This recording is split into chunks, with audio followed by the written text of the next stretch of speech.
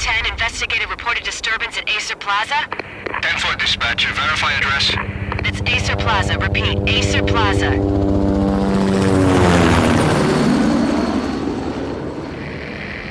Shots fired on the rooftop. An assault in progress at Acer Plaza. Repeat, an assault in progress.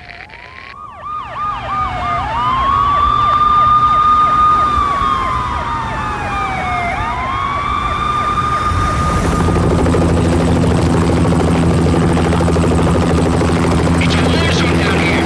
1085 dispatcher, need additional units. Additional units now. Officer in danger. Officer in danger. 10-5, please repeat, 10-5, all units, emergency. Officer in danger, Acer Plaza, repeat, Acer Plaza, all units. They were all dead. The final gunshot was an exclamation mark to everything that had led to this point. I released my finger from the trigger, and then it was over. To make any kind of sense of it, I need to go back 3 years. Back to the night the pain started.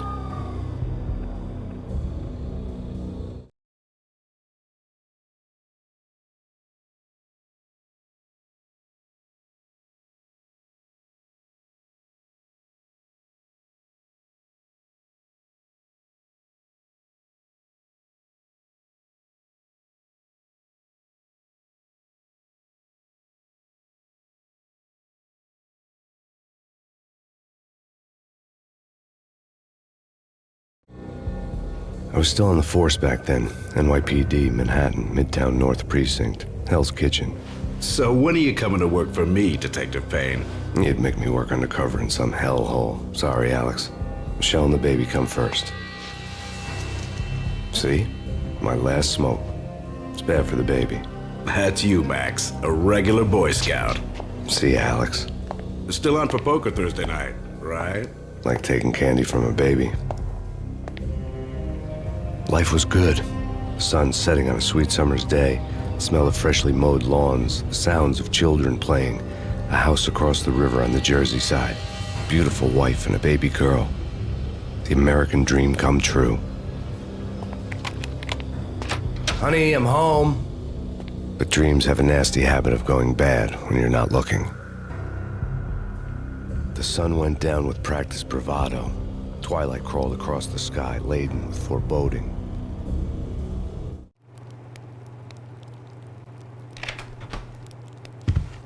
Michelle, honey, anybody home? I didn't like the way the show started, but they'd given me the best seat in the house, front row center.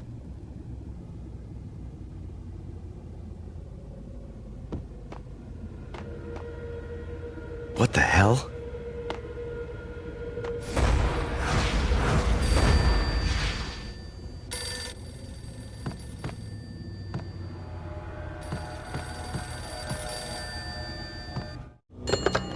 Listen, someone's broken into my house. Call 911. Is this the Payne residence? Yes, someone's broken into my house. They're still here. You have to... Good. I'm afraid I cannot help you. Who is this? Hello?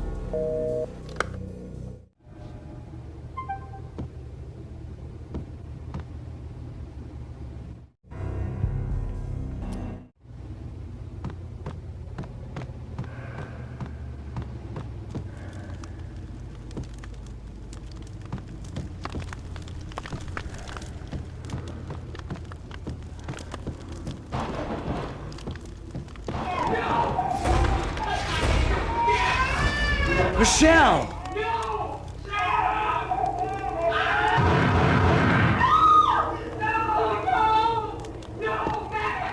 It's coming. Freeze! NYPD, drop it! Coming! You're gonna die!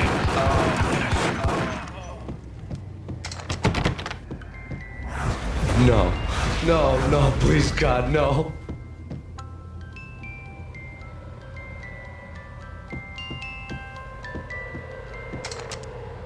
The flesh of fallen angels!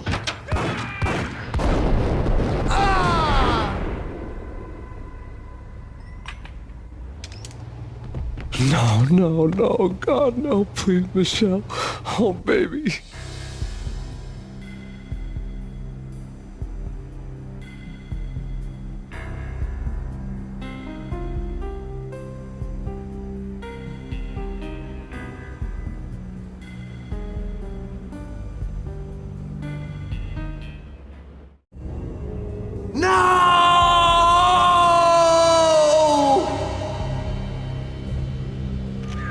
was 3 years ago. Everything ripped apart in a New York minute. The killer junkies had been high on a previously unknown designer drug, Valkyr, V. After the funeral, I told Alex I'd be transferring to the DEA. It took us 3 long years to get a break in the Valkyr case. Then, finally, 2 months ago, a dime dropper tipped us off that Jack Lupino, a mob boss in the Punchinello crime family, was trafficking. I went undercover, infiltrated the worst mafia family in New York.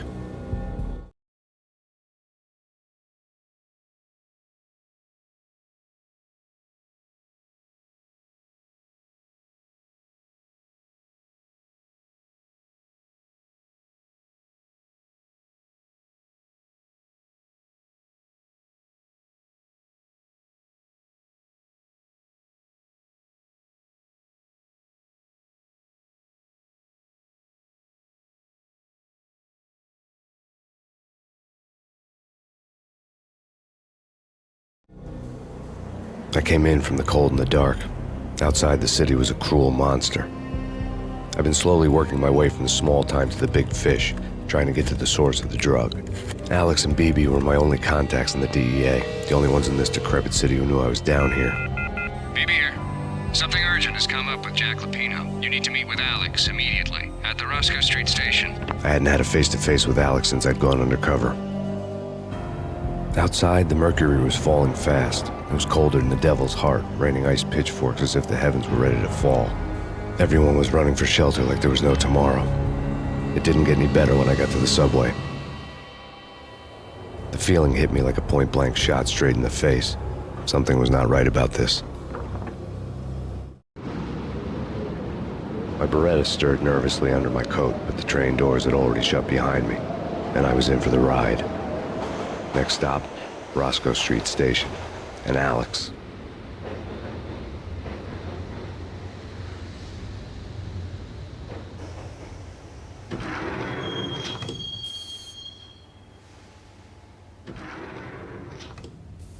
The station was drenched in gloom. Alex was a ghost, nowhere to be seen. I'd have to look for him.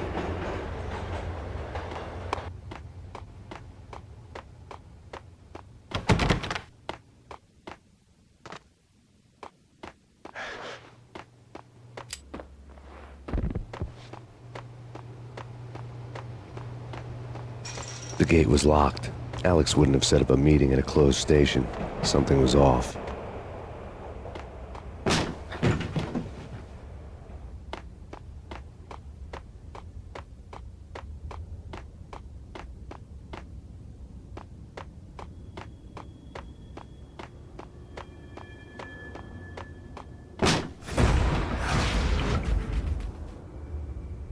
Death was in the air at Roscoe Street.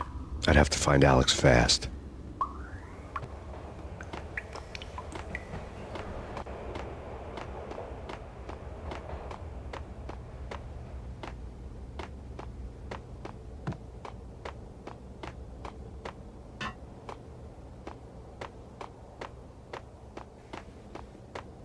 Wasn't Jake supposed to take care of this? He and Mickey are having too much... Hey!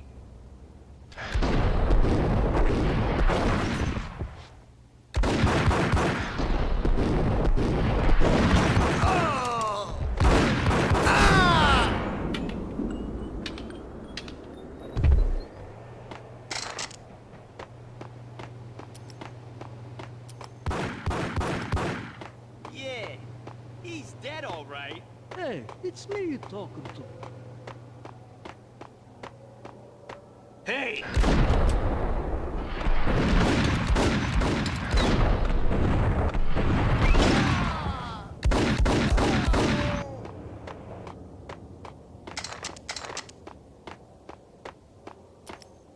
Yo guys, hey, we're getting around. Hey, yeah!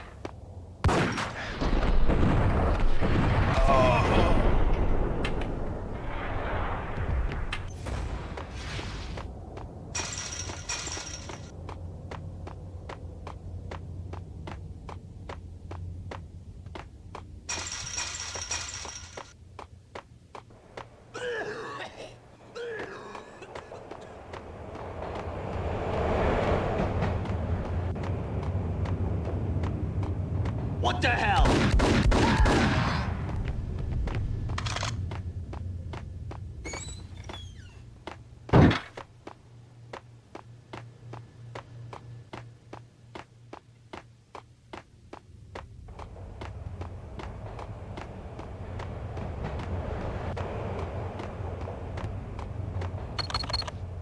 The security panel let out a mocking cackle.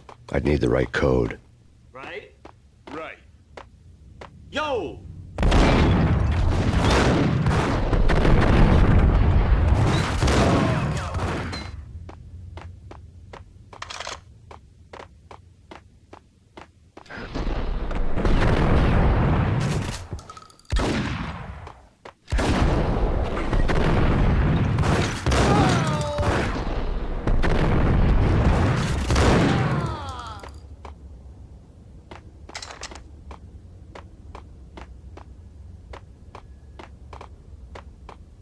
While looking for Alex, I had ended up in the middle of a big-time crime operation.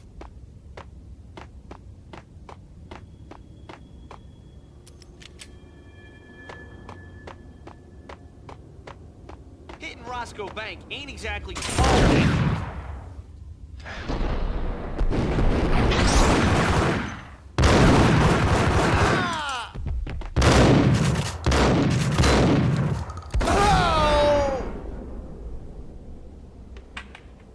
The gate was locked. I would have to find another way to get to the tunnel.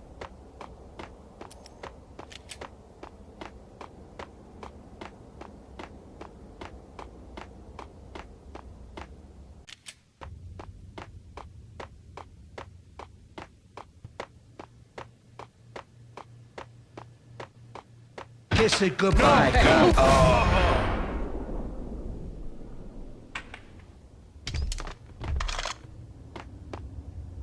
You saved me, man. What's going on here? A massacre. These armed thugs just appeared from nowhere. We need to get help. I can make the call from the control room 1 floor up. Can you take me there? Sure, sounds good. Follow me.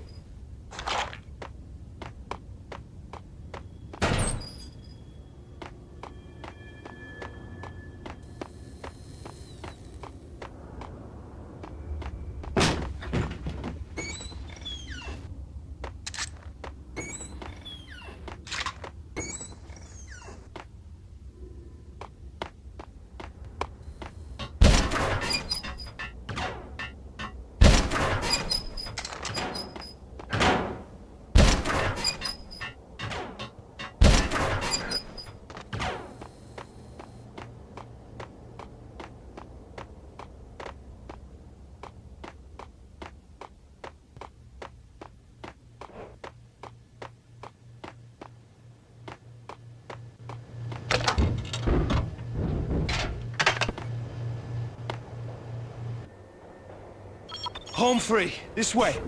Look out!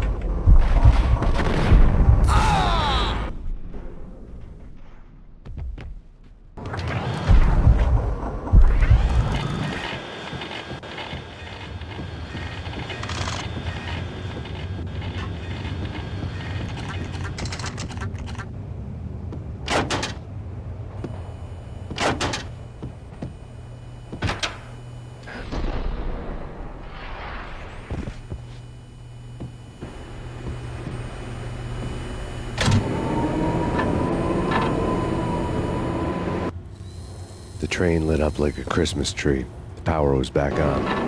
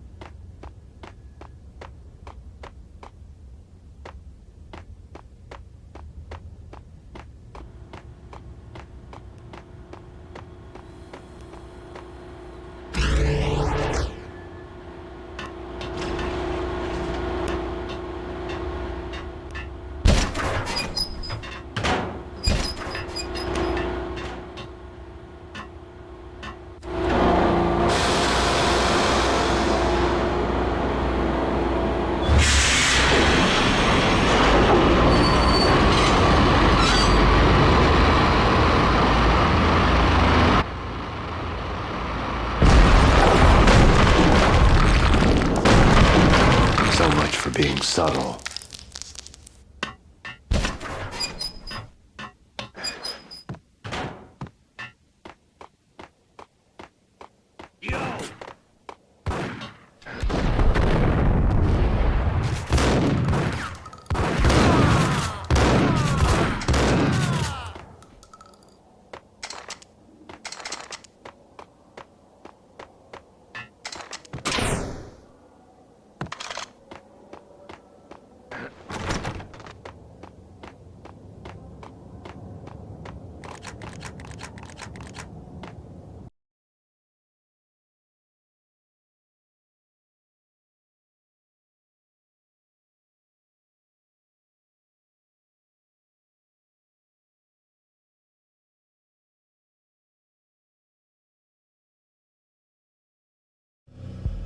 The rusty door led to an abandoned part of the station, closed off since the early 40s.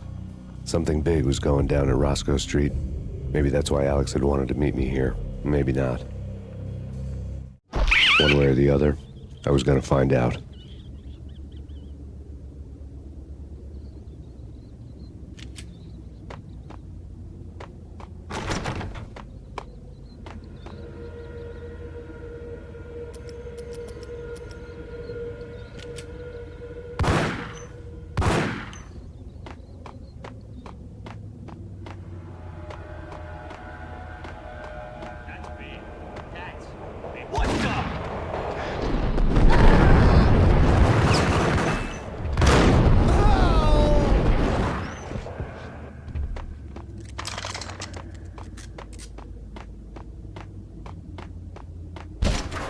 Yo!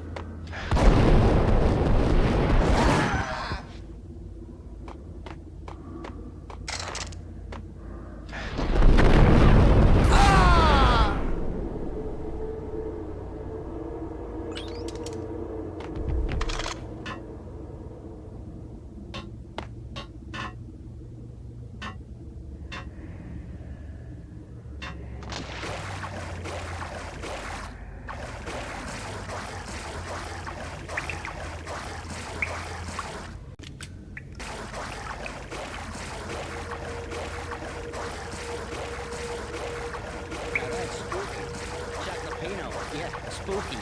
But also...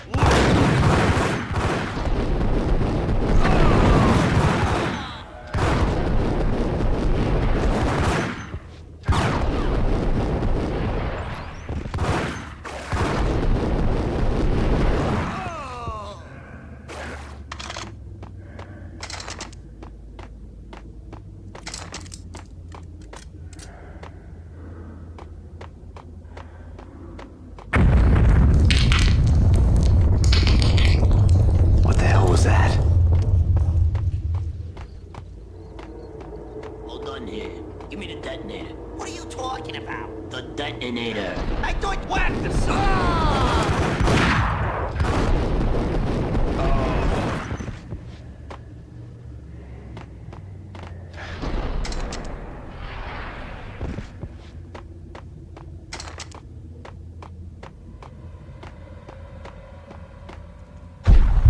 Hey!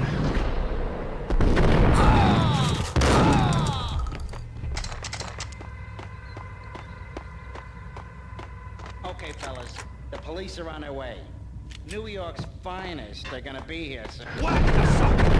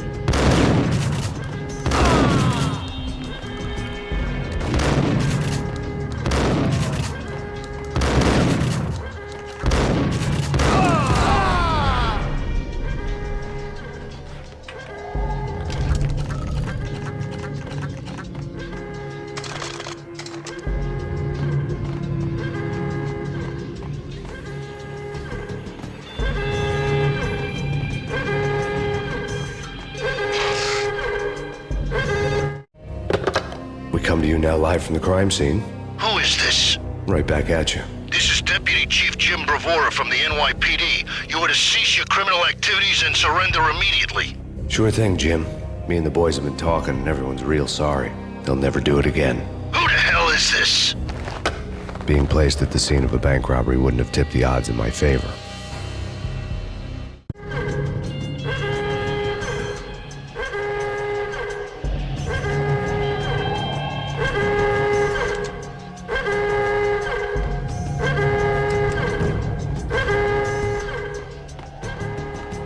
The bank robber's score lay on the table. The bank robbers have been after Acer Corporation bonds. The Acer success story had recently been on every channel and on the cover of every magazine.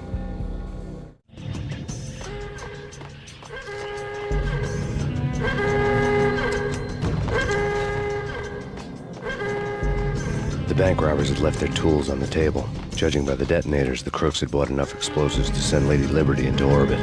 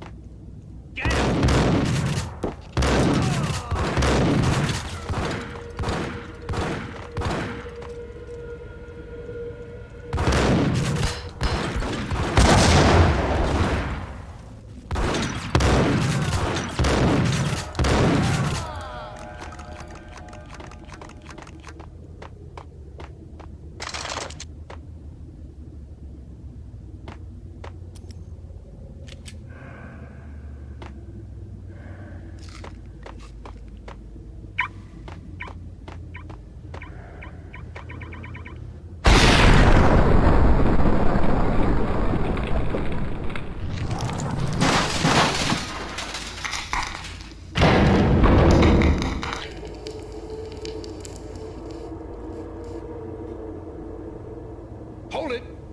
Max! Jesus, you almost gave me a heart attack! I nearly shot you! Alex, we're glad to see you. What the hell's going on? There are more corpses here than at the city morgue! It's an armed robbery, a tunnel job straight to the Roscoe bank vault through the old station wall. Is this why? This is Lupino's gig? This is Lupino's doing? Lupino's men? Really? You sure know how to pick a place? Can you get through? No, it's locked. We gotta get out of here. If it's Lupino, it's... Alex? Alex!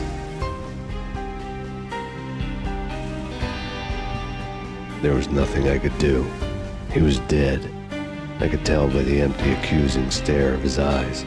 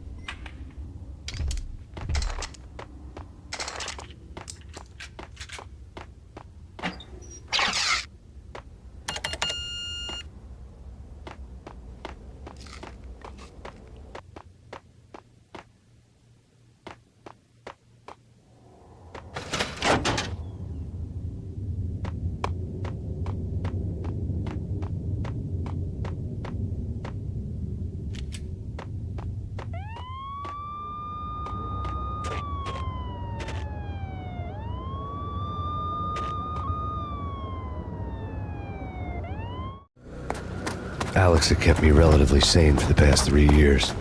Now I didn't know how I felt. Somehow he had stumbled upon something big and ended up stepping on Jack Lupino's toes.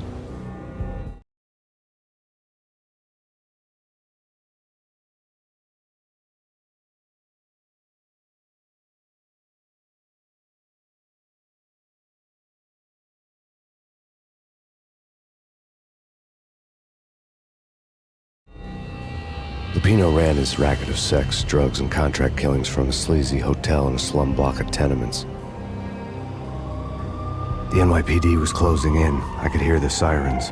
Their wail was a crescendo. Lupino thought he could get us by taking Alex out and leaving me to take the fall for it. All he had gotten was my attention. I went for the hotel first. It was a sad old thing with flickering lamps and faded colors. Cheap mobster punks and tired-eyed prostitutes. I walked straight in, playing at Bogart, like I'd done 100 times before. The place was run by a couple of murdering mobsters with shark smiles. The Finito brothers. Ladies and gentlemen, it's the pain in the butt. Pain to the max.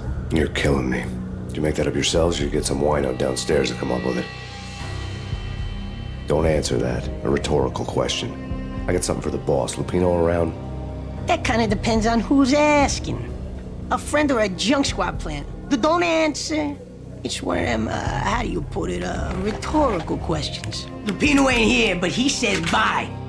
Lupino wasn't in his cheap hotel. Instead, I ran into the Finito brothers. My cover had been blown. The door slammed shut behind me. And then I was dodging bullets like raindrops. Pain in the butt. Ha ha! Pain to the max. Junk squad pig. Gotta take it to Marble City for you. Eat first and lie down. Look at that.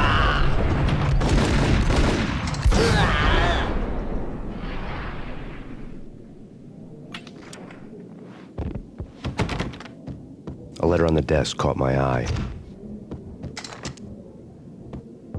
Bosses! Everything all right? Bosses! Joey! Virgilio! You all right? I had met Lupino only once. The gangster ran all his rackets through his right-hand man, Vinny Gagniti. Gagniti was a high-strung whiner on the verge of breaking apart, like an overamped Energizer bunny. He had the brains to run the business, but he lacked the balls, always falling short, taking his frustration out on underage addicts and call girls. The V deal goes down at your hotel. Jack's exact words, quote, "Vinny, you're in charge of this one," unquote. Rico Muerte's coming to see it through. Anything goes wrong and everybody's gonna get dead. Goes double for you. Treat this guy real good. Anything he wants, you give him. Don't screw this up or you're finito, finitos. A V deal meant added security, locked doors, and lots of nervous thugs with itchy trigger fingers. I'd seen nothing coming in, but that didn't mean it hadn't been there. Rico Muerte was a regular Kaiser Soze, a spook story told to keep the apes in line. 313. The Finitos had scribbled Muerte's room number on the note's margin. They're not answering. Call the others. Tell them to come quick. Okay, but we can't wait for them. We gotta go in now. Bosses, we're coming in. It's Payne!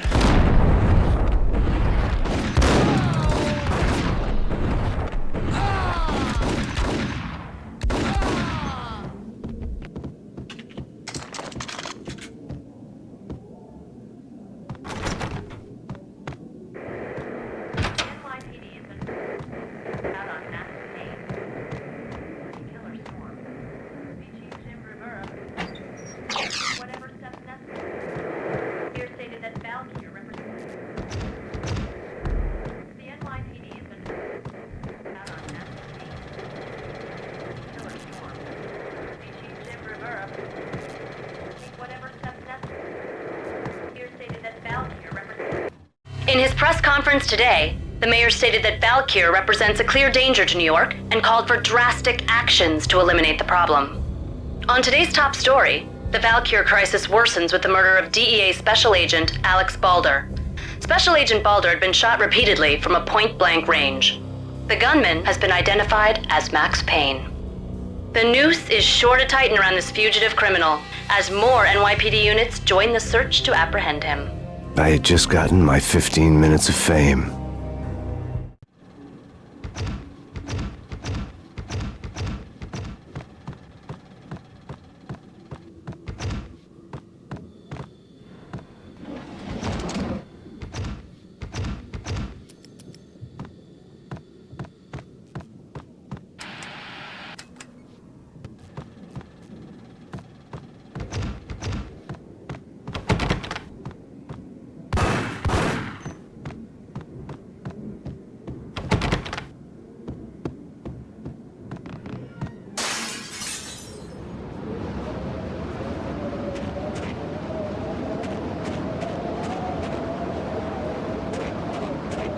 something's wrong with the bosses. Payne's there and they're not answering. Hey!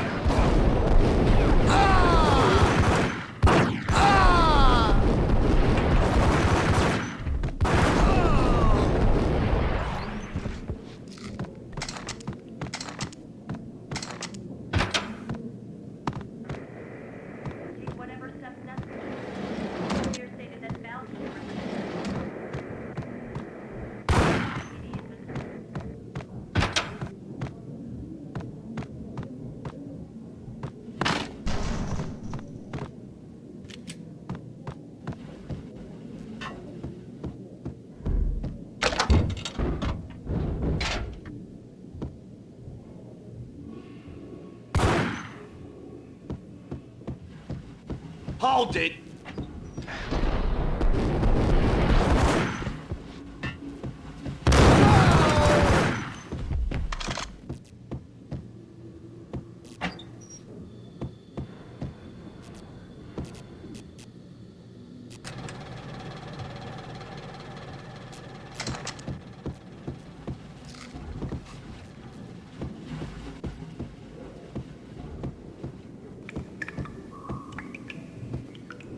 Previously on Lords and Ladies.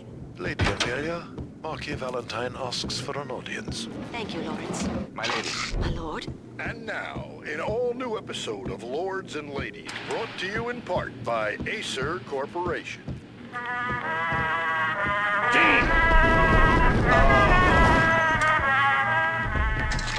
My lady. My lord. My lady, there is a matter of great importance I must bring to your attention. My lord, there is? Indeed, my lady, there is indeed. From the very first moment, upon that distant forest path, there has been sunlight in the autumn.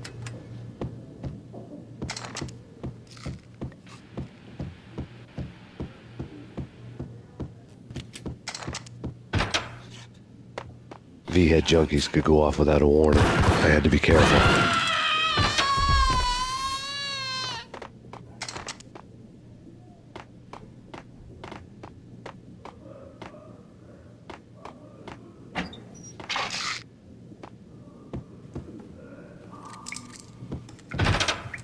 It's Payne! Ice him!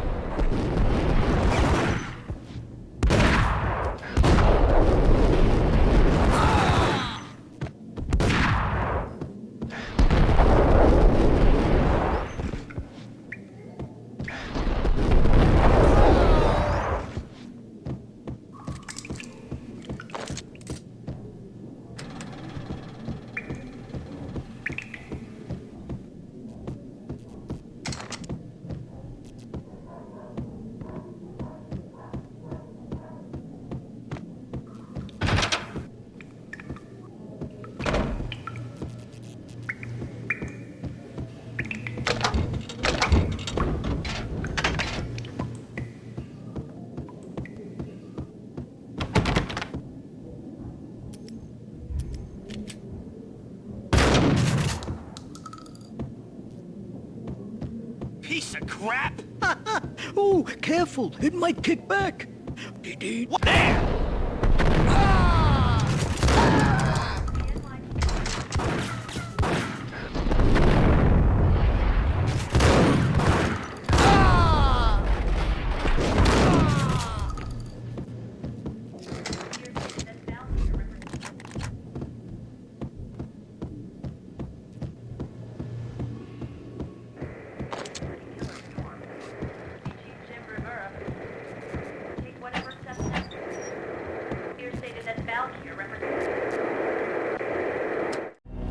Tonight, the city's fight against the nightmare drug Valkyr took a turn for the worse as DEA Special Agent Alex Balder was found brutally slain at the Roscoe Street subway station. A suspect was seen leaving the site only moments after the shots had been fired, and the NYPD is currently in pursuit of Max Payne, a repeated felon believed to be armed and extremely dangerous. And now the weather. The worst winter storm in recorded history continues to pound the city. The NYPD has been out on Max Payne. Killer storm. Beaches Jim Rivera. Take whatever steps necessary. This party had been dead for a while. I couldn't say I was sorry I'd missed the show.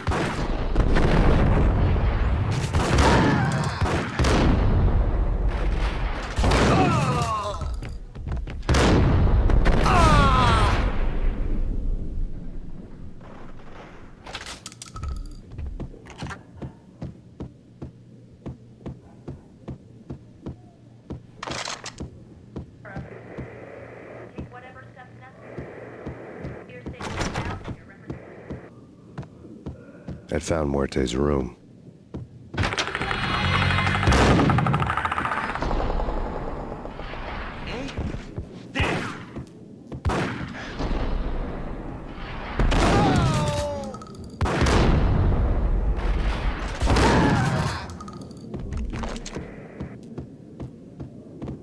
Muerte had received a letter. Our investigation had turned up nothing to link Angelo Punchinello, the head of the Punchinello family, to Val Kier. All tracks had ended with Jack Lupino.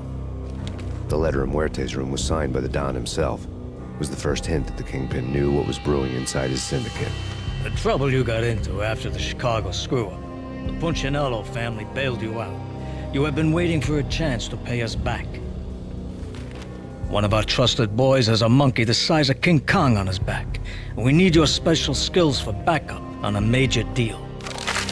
Collecting evidence had gotten old a few hundred bullets back. I was already so far past the point of no return I couldn't even remember what it looked like when I had passed it.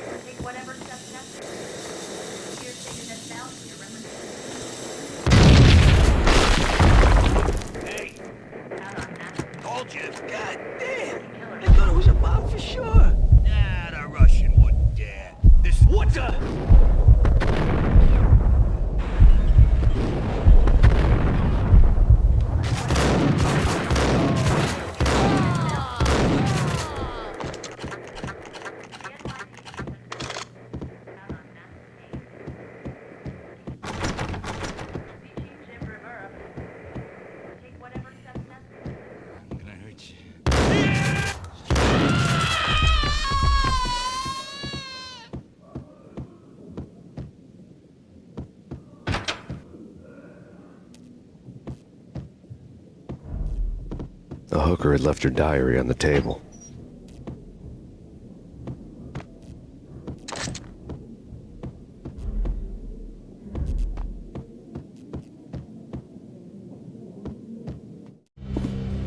The diary belonged to a hooker named Candy Dawn. The read would have made a vice cop blush.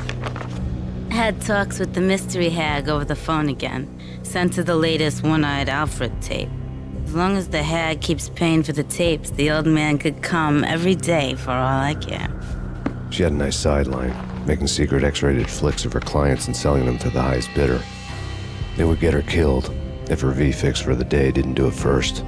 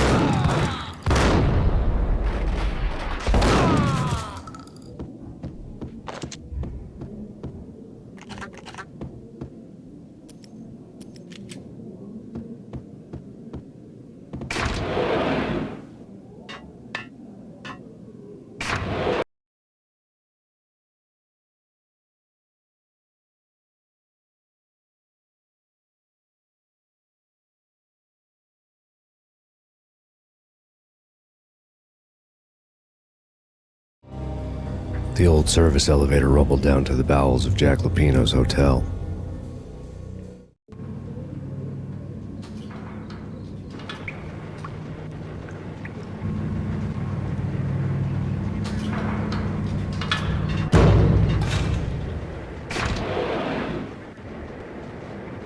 It was freaking crazy.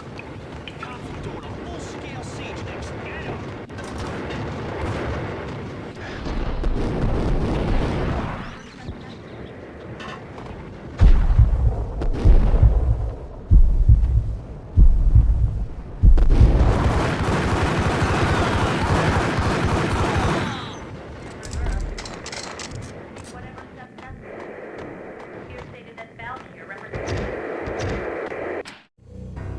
A winter storm warning is in effect in the whole tri-state area, as both freezing rain and heavy snowfall continue.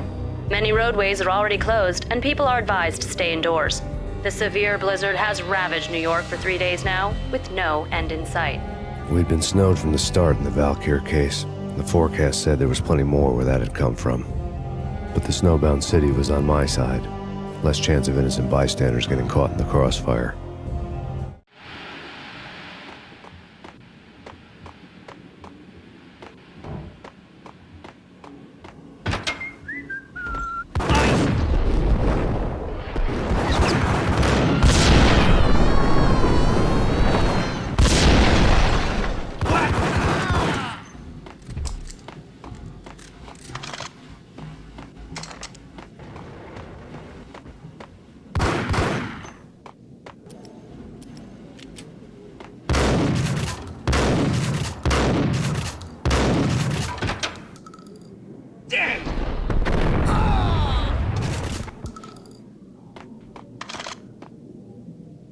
Exhibit number 1, a newspaper. A dead man tied to a chair lay on the boiler room floor. Captain Baseball Bat Boy has an unbeatable track record in superhero death matches. But a 6-pack of root beer gets me every time. The murder weapon was a baseball bat, now lying in a pool of drying blood next to a newspaper folded open on a Captain Baseball Bat Boy comic strip.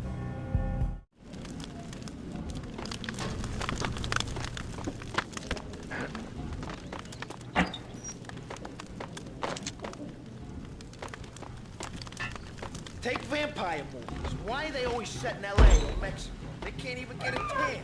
If I was a bloodsucker, I'd move to the North Pole. Winter's one long night. Yeah, and what would you eat? Suck blood from penguins? Nah, Eskimos, man. Eskimos. Whack!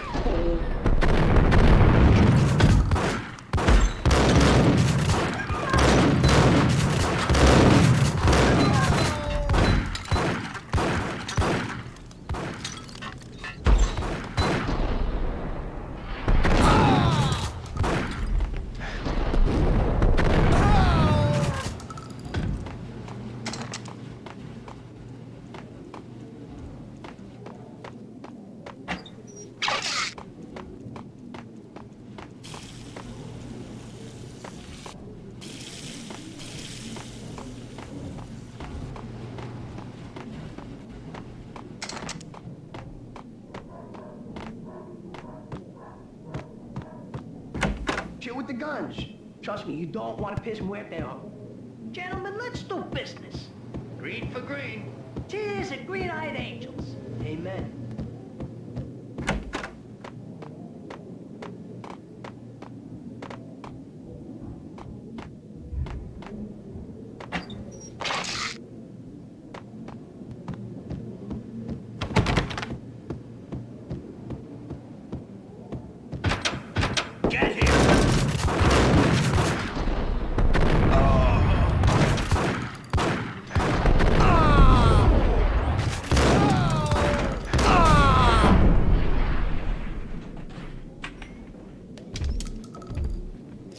A lifetime ago, this would have gone down as a narcotics arrest.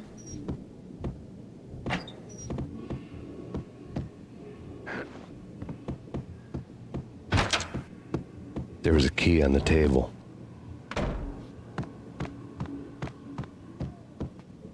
It was dirty money. The transparent cylinders glowed green, full of Valkyr.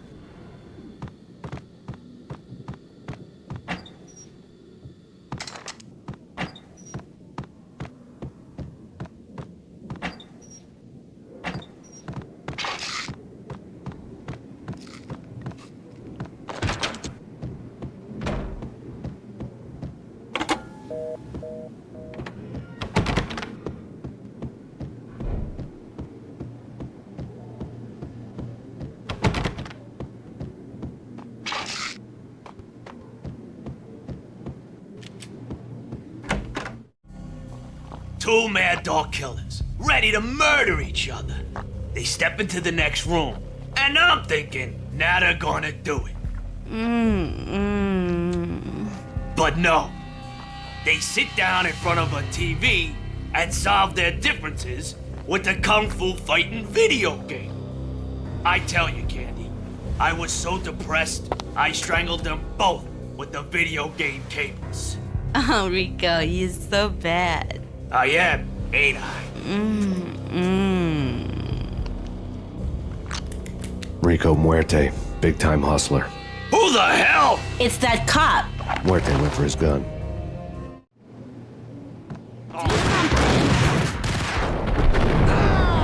There he is.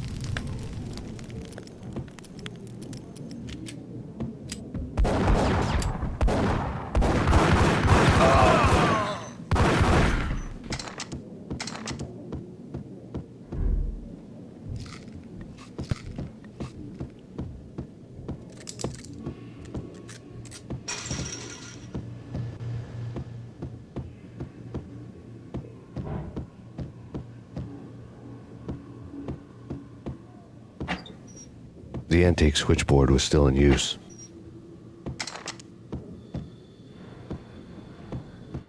There was an old telephone switchboard in the back room of the reception area, the kind that made phone tapping child's play.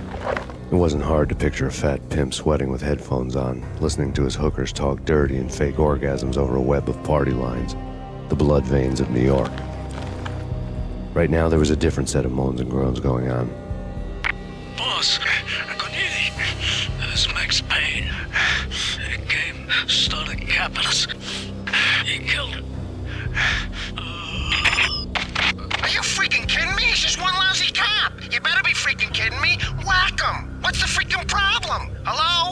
texting me? Hello? The word was out. A deadly virus released into the city's corrupt circulatory system. Something wicked this way comes. Max Payne at large.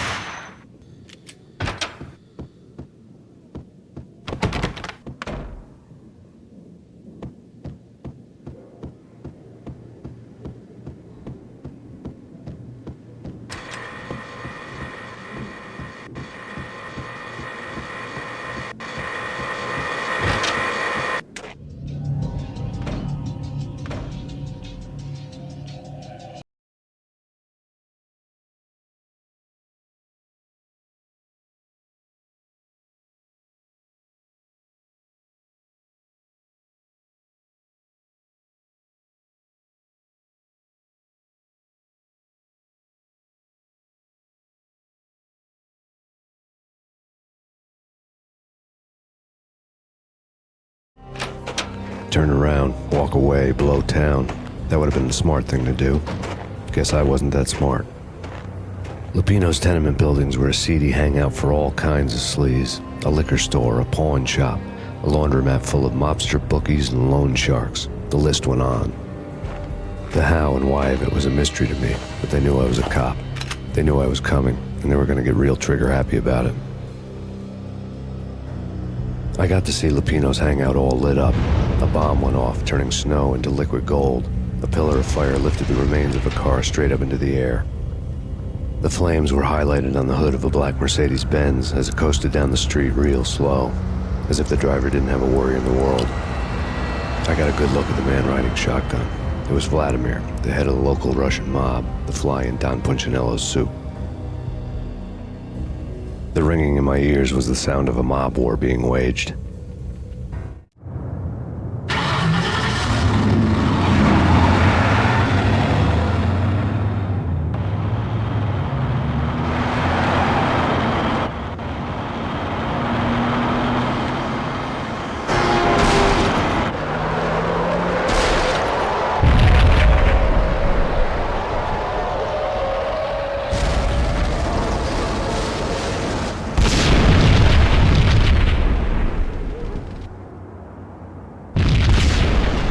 Exploded inside the closest slum building. It was a lucky break. The goons inside were spooked, but luck always came with a price tag. More bombs could still be ticking inside, and the cops would already be on their way. Jack Lupino's suite was on the top floor. At least it used to be, before the explosive makeover.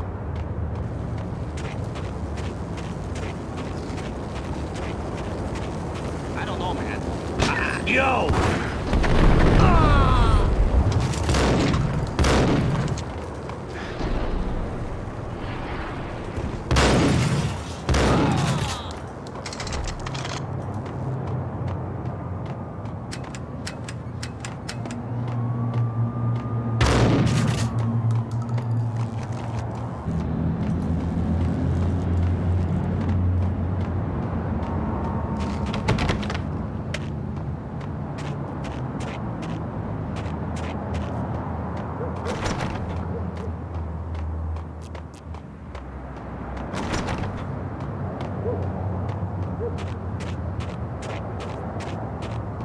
The headlines were a depressing read. The headlines were screaming bloody murder. The storm was a screaming duet with the approaching prowl car sirens. It was all a scream when you were down for the count and wanted for murder.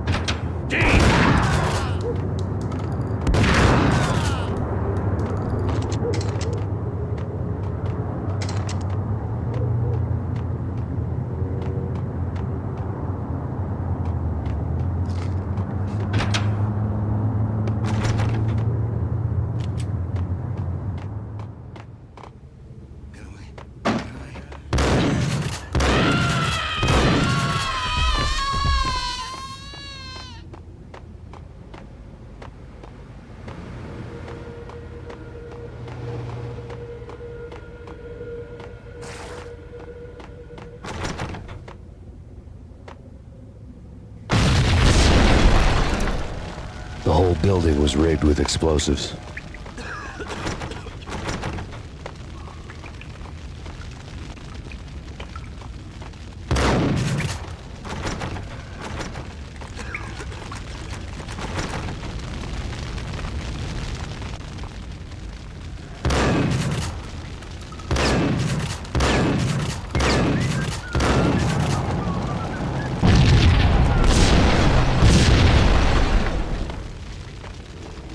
What the?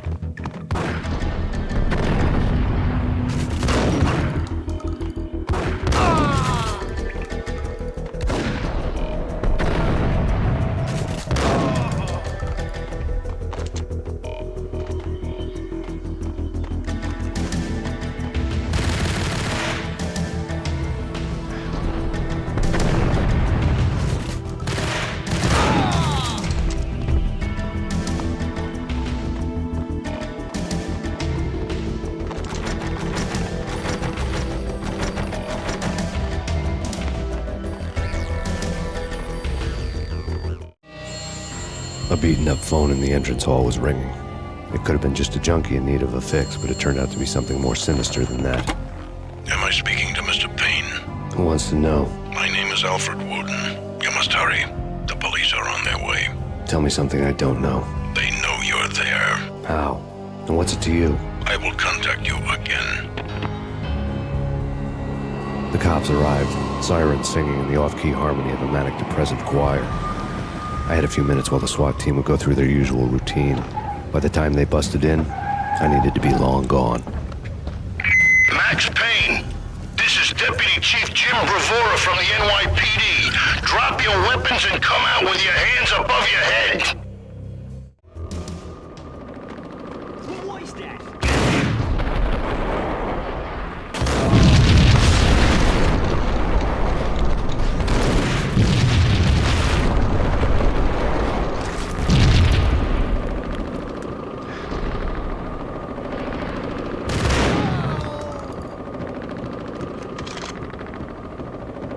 I couldn't get past the door without a key.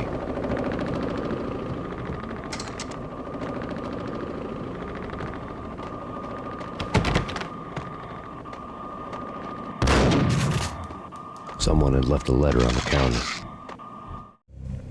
Suddenly it all made sense. The bombs, the Russian mob boss making an appearance in person. Gagnidi was his usual self, all talk and no walk. After our hit, the Russian has only a couple of guns left, and they can be bought. There's no freaking way he has the guts to try anything after that. As it turned out, the Russian had plenty of guts. One thing you could count on, you push a man too far, and sooner or later he'd start pushing back. Stop! Payne, this is There was a key on the shelf. Surrender or we'll be forced to take action. Don't make us come and get you.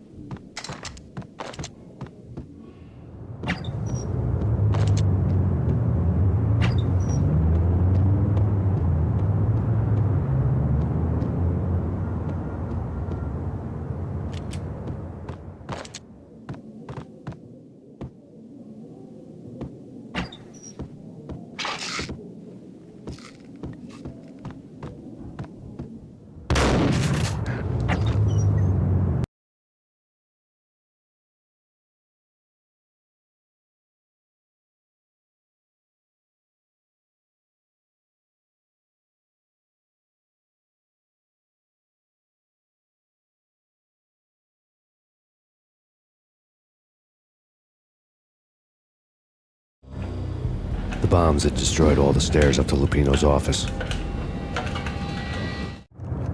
The alternate route led there by way of adjoining rooftops.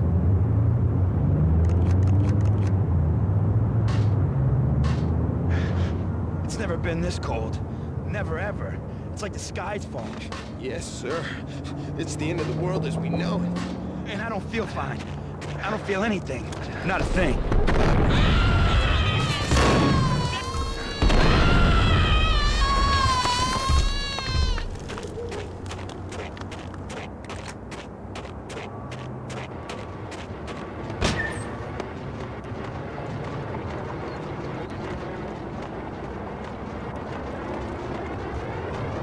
To get to the roof, I'd need to get to the elevator through the locked door up ahead. Pizza delivery. Never seen you before. Buzz off, Joker.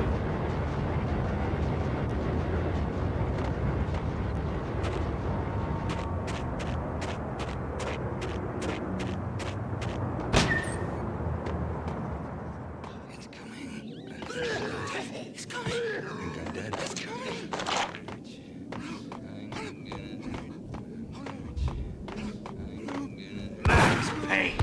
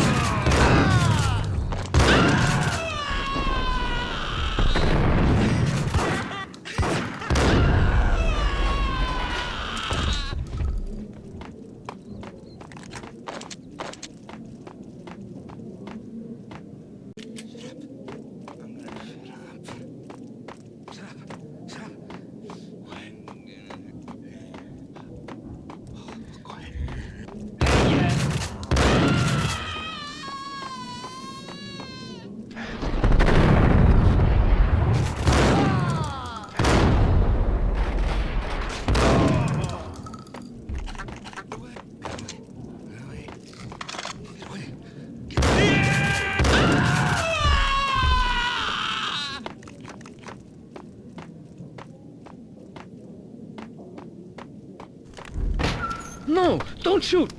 You know the clowns at the laundry? Me? No. You're no good to me then. What? No, the laundry, yeah. I know him, yeah. Get me in there. Okay.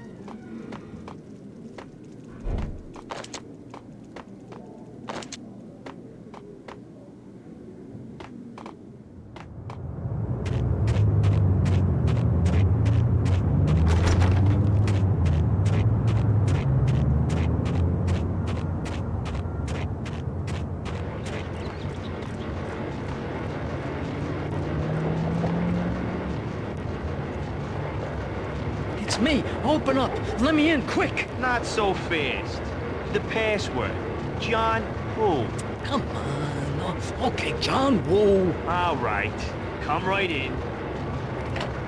It's a trap! It's Payne! There he is!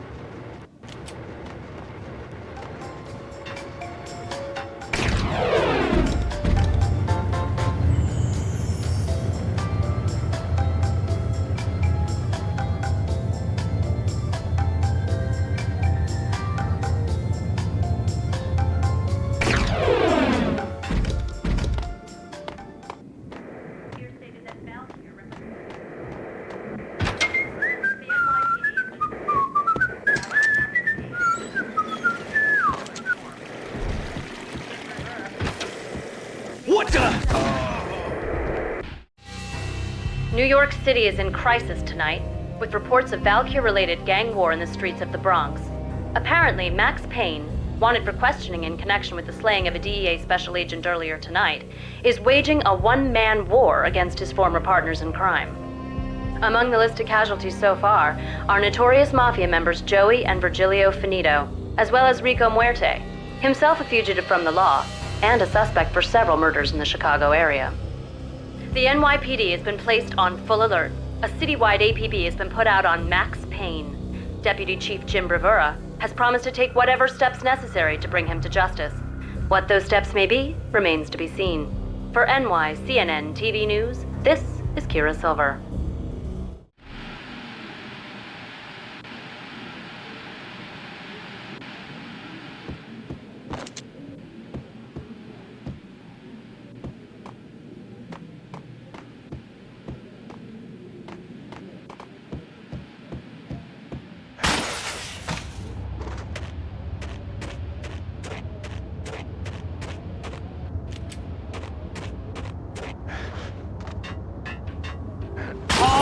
Address unknown. I don't want to go there. It's the last place I want to end up. But that's where I always end up anyway. Only, it's not me.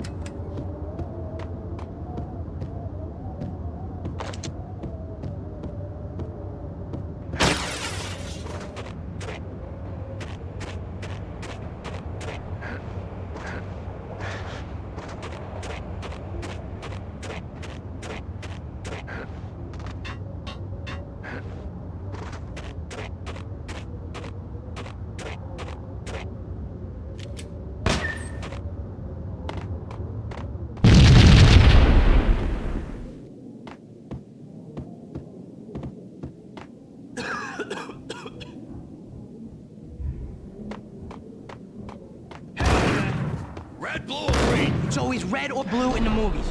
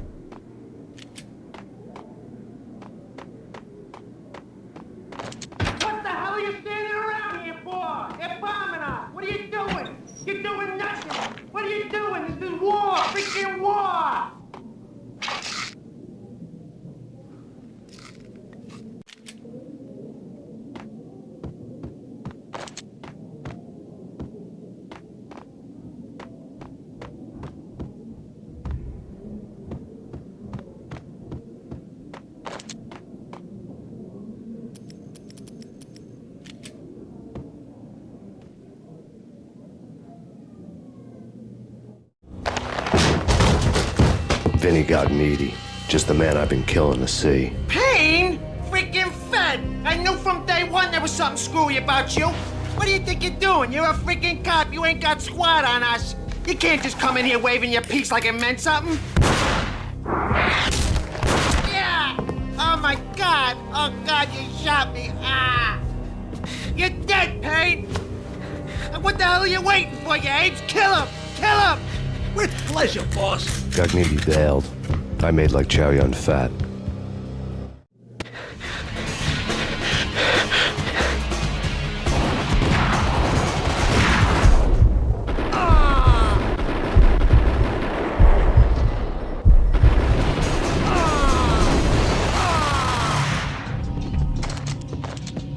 A crumpled letter lay on Gognitti's desk. The letter was addressed to Don Punchinello, but Vinny had never had the nerve to finish it. Jack's gone voodoo. Just the other night, he shot Dino because he wanted to see what his brains looked like splattered on the wall. He's a freaking mad dog. We're running out of men and business fast. Gognitti had been living in mortal fear of his boss. Jack Lupino was a psycho.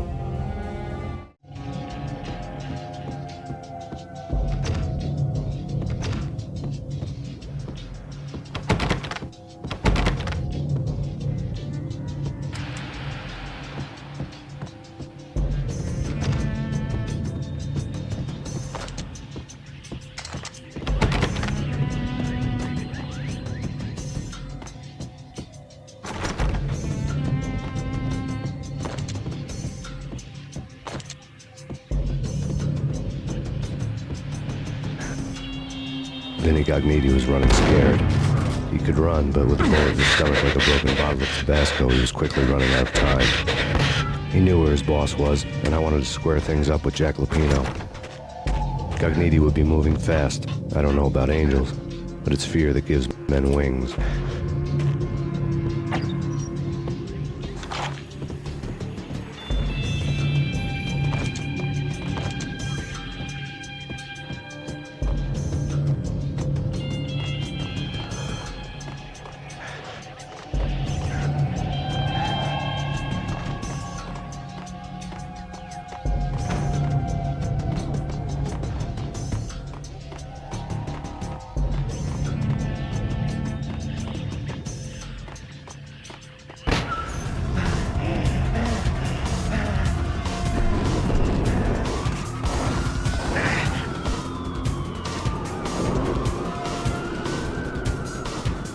Gognitti hitched a ride.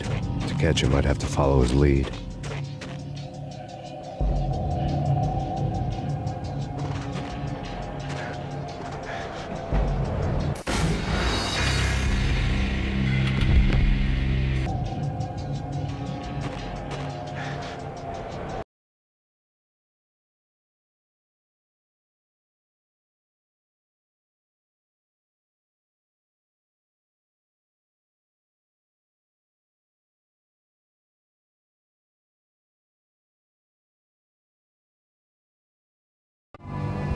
This was my second train ride of the night. The way it started didn't promise anything better than the last one.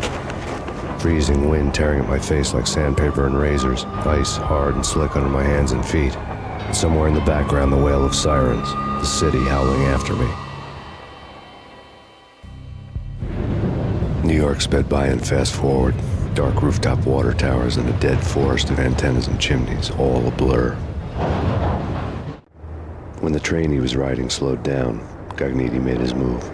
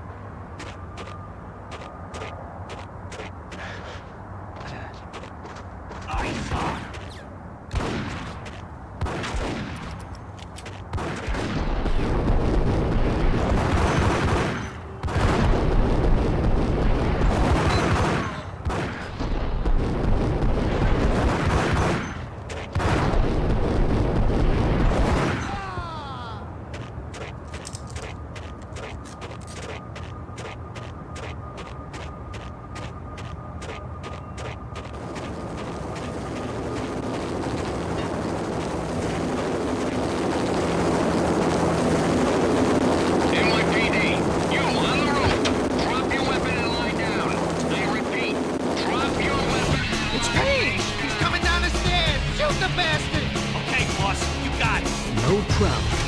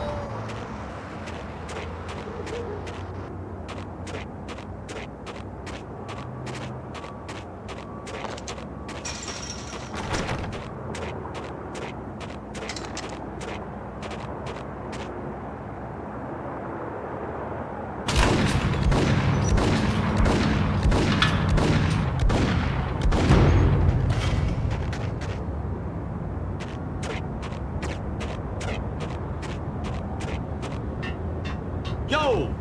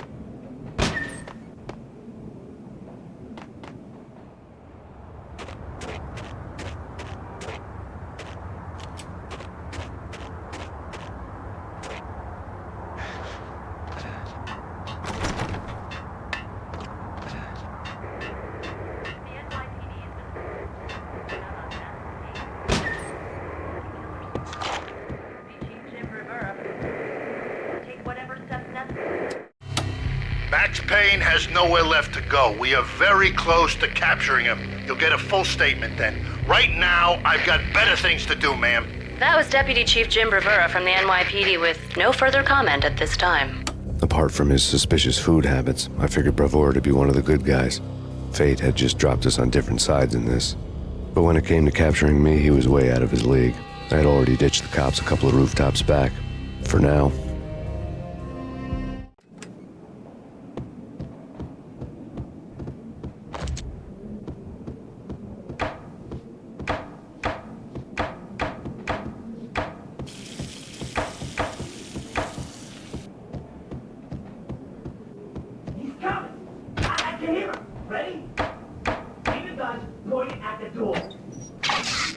Okay, this is it.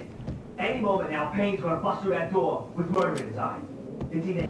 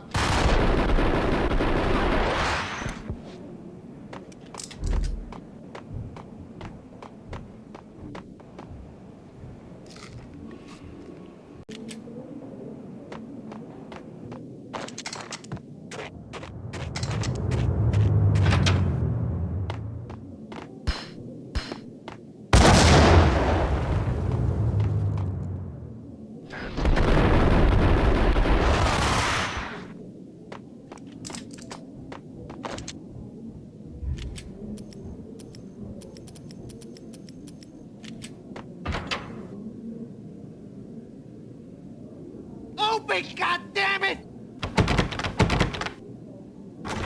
Payne! I'll kill you, you lousy freaking cop!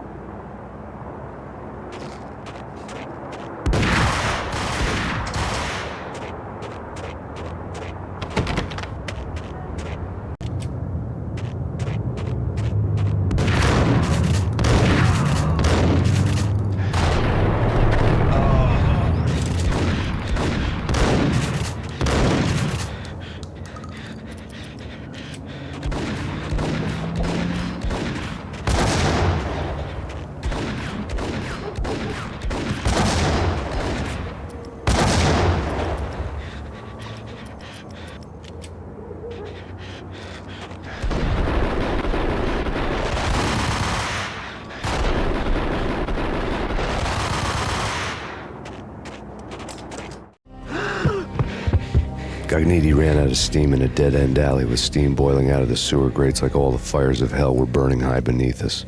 It was shakedown time. Where's Lupino? Screw you! Bad start, Vinny. Ah! Police brutality! I rate pretty high on that. You can't just hurt me in cold blood? Just keep telling yourself that. Listen good, Candyman. I'm not gonna be anybody's fall guy. I want to know where your boss is hiding. There was no glory in this. I hadn't asked for this crap. Trouble had come to me in big dark swarms. The good and the just were like gold dust in the city. I had no illusions. I was not one of them. I was no hero. Just me and the gun and the crook. My options had decreased to a singular course. I'll tell you, just don't hurt me no more. Lupino's at Ragna, the nightclub. Book me, take me, hold me to the freaking jail, just don't hurt me. Your rights will be read at your funeral.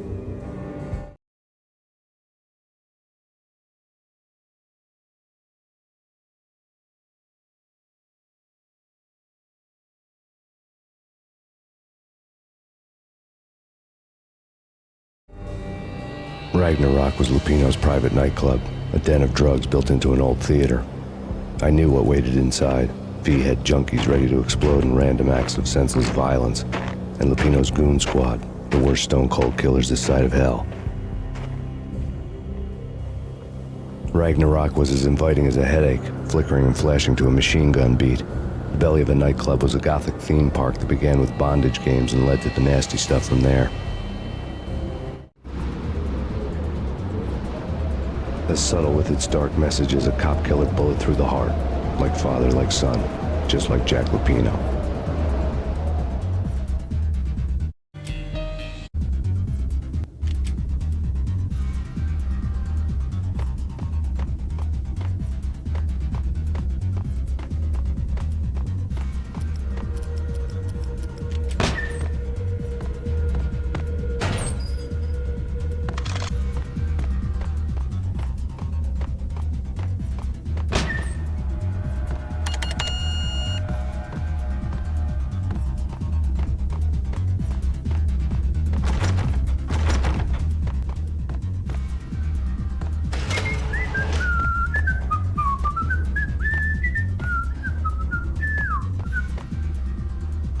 Get him!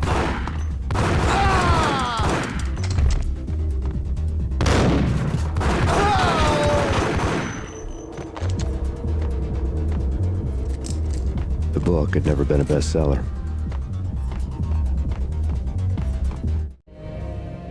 Given the setting, I was surprised to find that somebody had been passing time reading.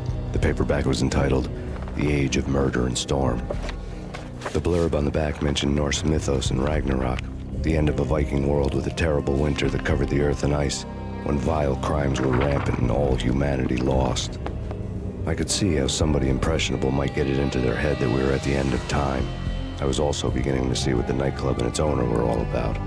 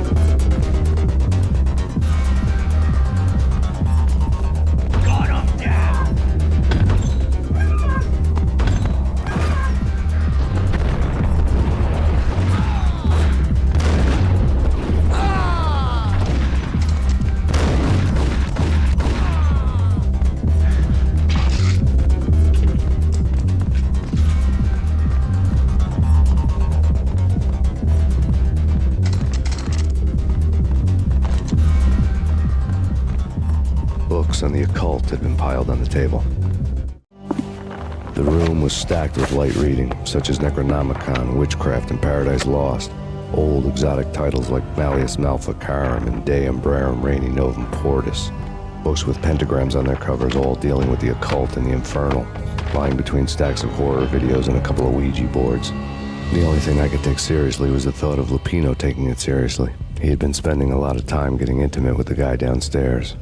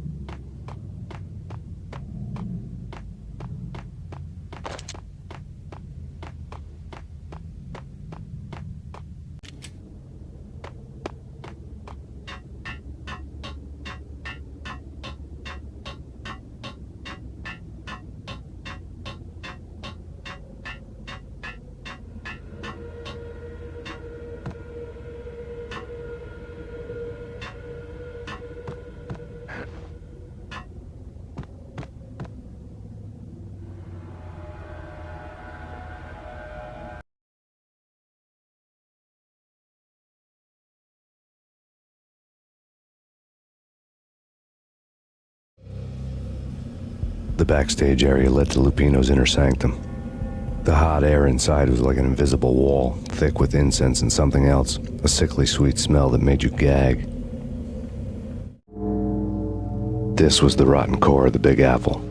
Lupino lurked somewhere ahead, like a spider at the center of his web, waiting. The vapors in the air started to make my head swim. Torn pieces of a letter lay scattered on the sofa.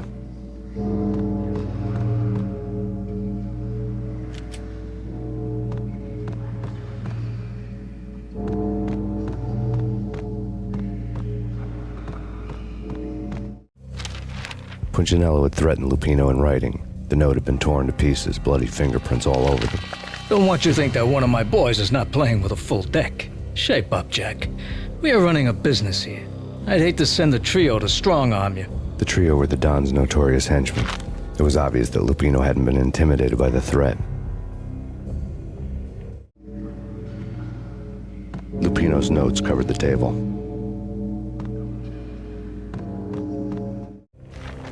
Jack Lupino was crazy, all right. The table was scattered with notes of demented arcane nonsense written in rusty blood. A mishmash list of demons, devils, and dark gods evoked. Beelzebub, Asmodeus, Baphomet, Lucifer, Loki, Cthulhu, Lilith, Hela! Blood given to you all. He was after that old Faustian deal. Your soul for power and fortune.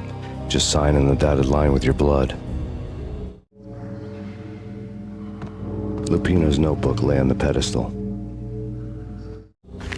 Jack Lupino was crazy, all right. Mythic wolves, let loose to devour the sun and the moon. Lupino is the wolf. I'm Mr. Beast, the big bad Fenris wolf. I'm the end of the world man, wearing the flesh of fallen angels. After Y2K, the end of the world had become a cliché. But who was I to talk? A brooding underdog avenger alone against an empire of evil, out to right a grave injustice. Everything was subjective. There were only personal apocalypses. Nothing is a cliché when it's happening to you.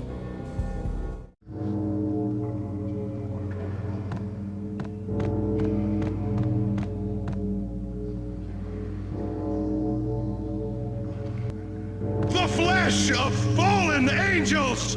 Come to me all! Astaroth, Beelzebub, Asmodeus, Baphomet, Lucifer, Loki, Satan, Cthulhu, Lilith, Hela! Blood to you all! Secret, living under the skin of reality. I've seen it. The corruption of flesh. Oh! I'm the wolf, yeah! I am the wolf! It's close. It's coming. You have come. A witness to the end of time. It's now! I will rise to her side! I don't need the words! I'm beyond the words!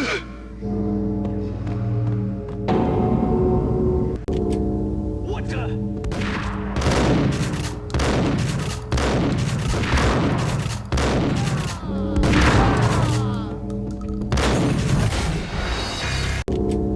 Hold it!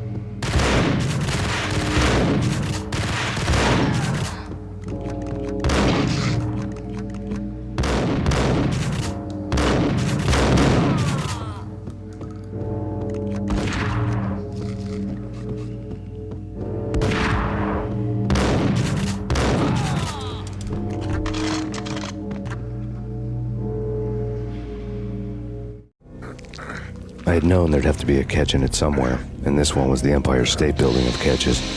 Lupino was pumped up and dying to go 15 rounds with a mutant alligator. And then he started this spooky monkey talk, straight from a bad dream. Mine. I have tasted the flesh of fallen angels. I've tasted the devil's green blood. It runs in my veins. I've seen beyond the world of skin, the architecture of blood and bow and arrow. Death is coming! She is coming, and hell follows with her. This is the twilight winter. I am ready to be her son. Her time is now, and all who stand in her way must die!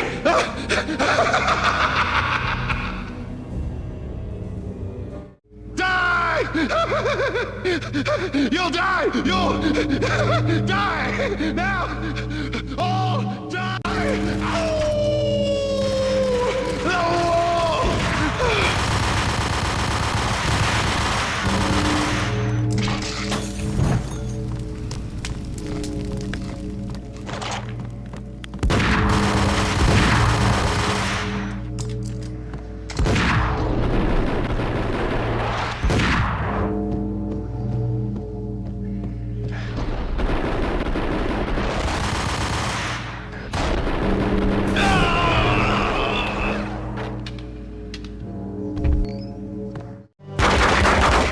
Finally went down.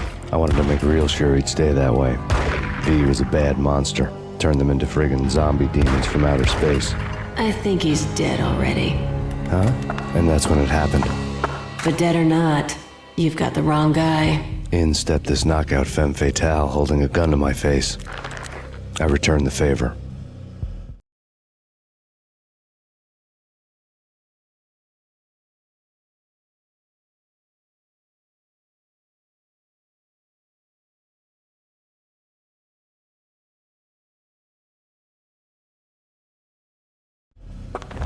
Lisa Punchinello. Lisa Punchinello was the Don's wife. Mona Sachs. Lisa's evil twin. Your safety's off, evil twin.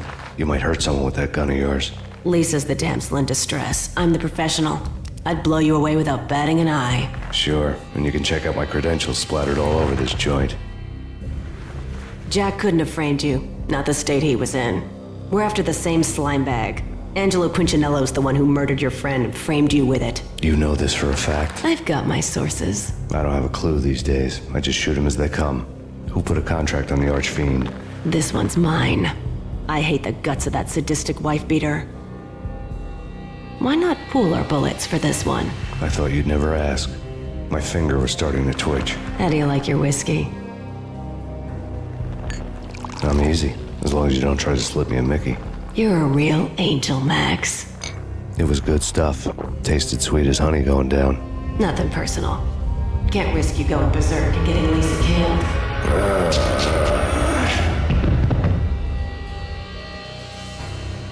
The nightmare was always the same. Violent shapes moving in darkness, old and ugly. The killer's mad laughter was a riddle filled with wicked innuendo.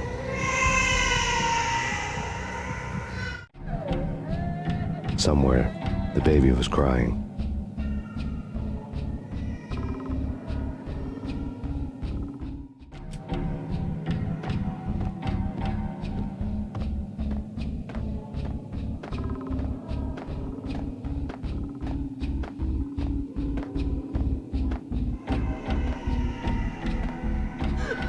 Max, no, please, Max. Why? I didn't mean to. I'm sorry.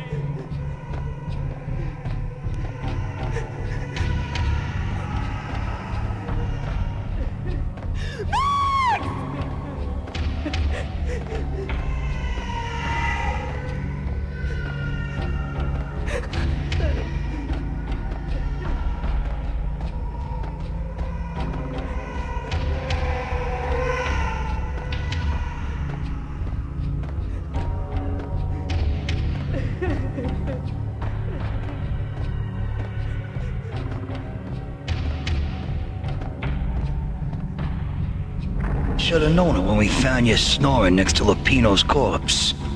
A comedian, huh?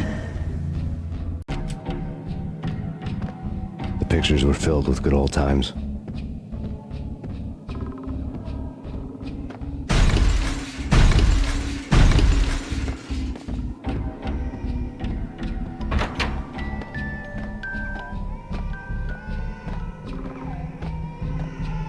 I really love to watch cartoons. Captain Baseball Bat Boy's my favorite.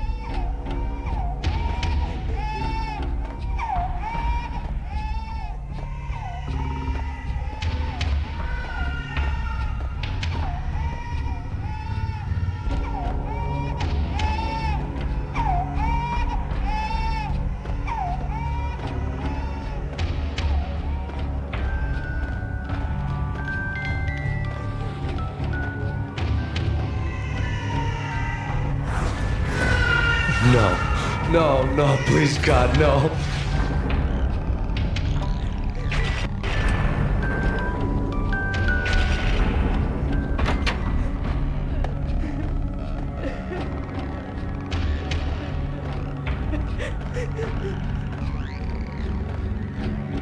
You can slice them, dice them, shoot them full of holes, blow them to bits, vaporize them, disintegrate them. No matter what you do, they'll still be back good as new. Michelle's diary lay on the table. Michelle was working part-time in the district attorney's office. Her diary was open on today's entry, her handwriting all pretty curves. An army dossier found its way to my desk yesterday. Valhalla? Isn't that a Norse myth? Something about Vikings?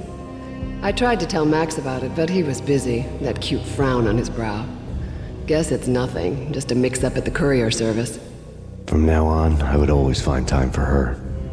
It was a hollow promise. Too little, too late.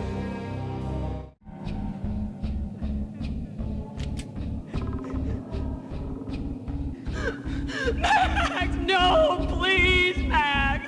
Why? I didn't mean to. I'm sorry.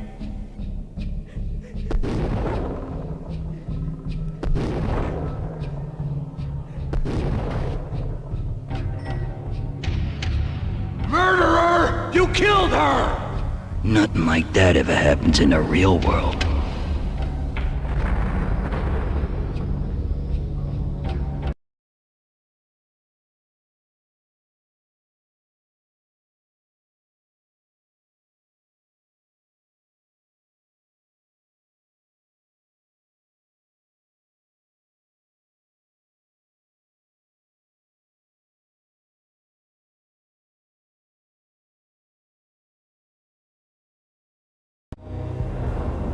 I woke up in a bad dream.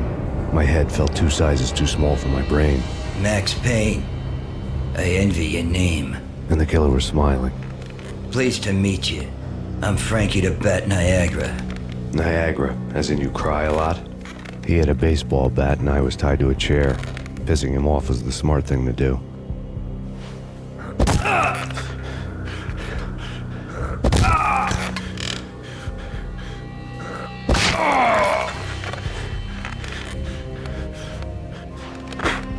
Nothing wrong with a little laugh now and then. Take me, for example. I love to watch cartoons. Cartoon violence is a fascinating thing. Let's take a break. I need to take a leak and maybe grab a cold one at the bar. Don't worry.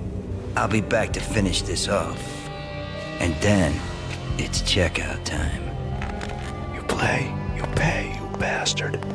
He swaggered out, and the door clanged shut behind him, locks clicking into place. Everyone makes mistakes. Mine hadn't been to crack jokes about the goon with the bat. He'd have cracked my skull regardless. It hadn't even been to trust a girl with a gun. I had blindly gone after the first bad guy on my hit list when I should have been aiming further up the ladder, at the head of the Punchinello family. I couldn't bring myself to be pissed at Mona. Guess I had a soft spot for a pretty face.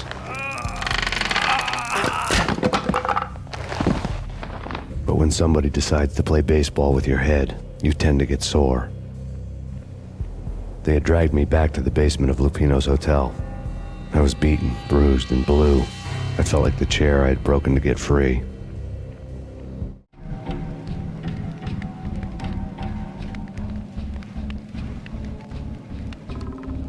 All I had was Niagara's bat, sticky with my own blood.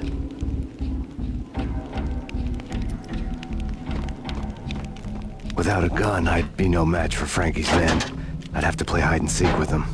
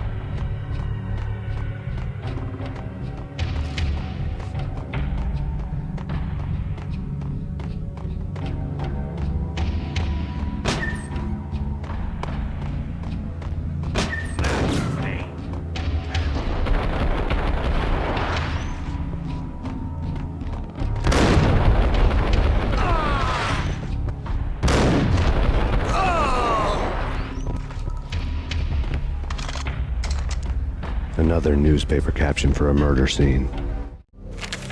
Frankie had left his calling card, a Captain Baseball Bat Boy strip, next to a sewer passage filled with bodies. You'd better not mess with Captain Baseball Bat Boy. Even my archenemy, Bicycle Helmet Girl, swoons at the sight of me. Aha! There were enough corpses to put a mass murderer to shame.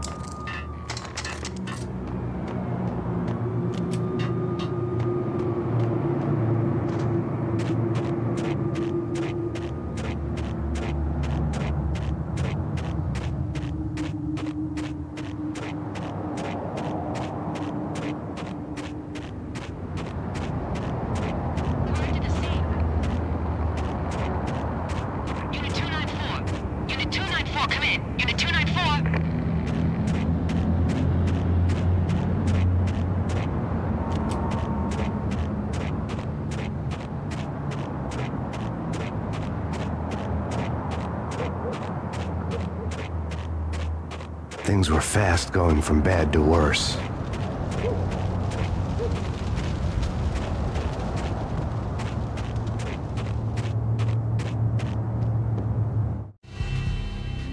The men in blue had come and gone. They had decorated the place with chalk outlines and tied it together with yellow tape. The cops who had stayed behind were dead. Frankie, his boys, and I had the place all for ourselves.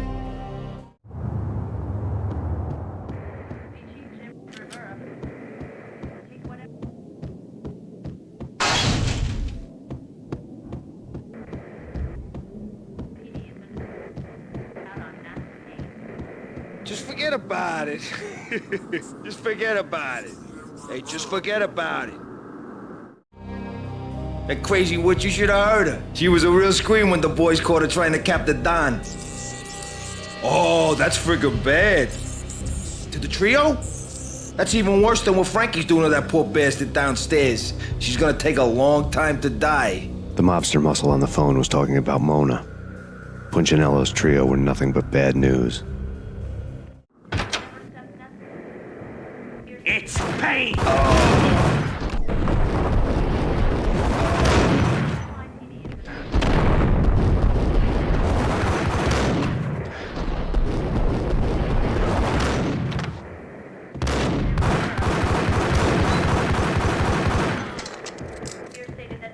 More evidence that Punchinello didn't like me much.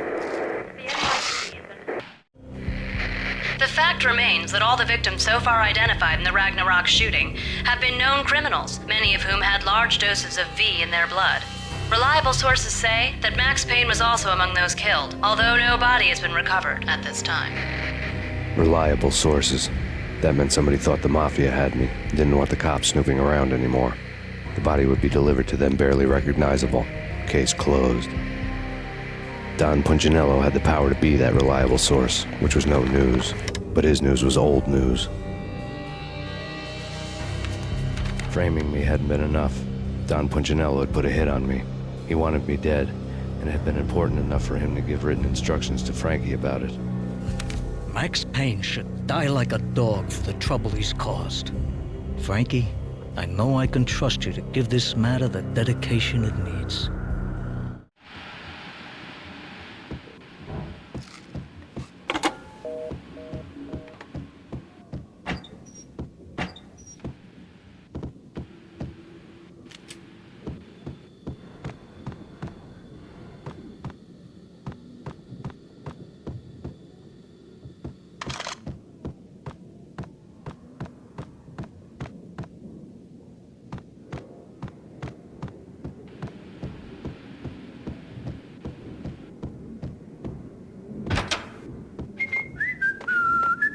Hold it!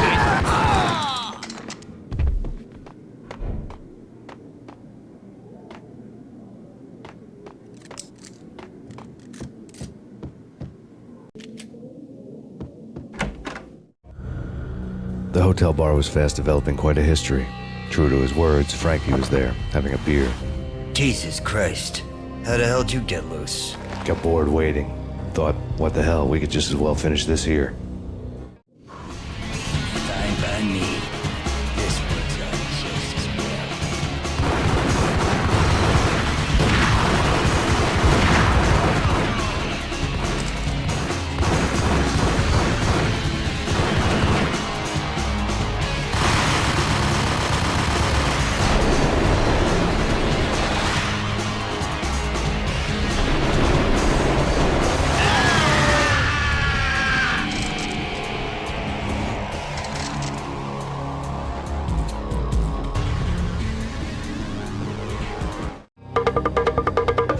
Thank you. You've been a lovely audience.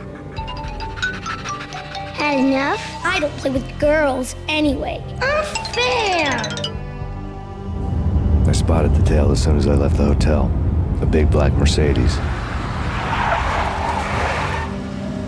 I'd seen the car before. That time it had heralded impressive explosions.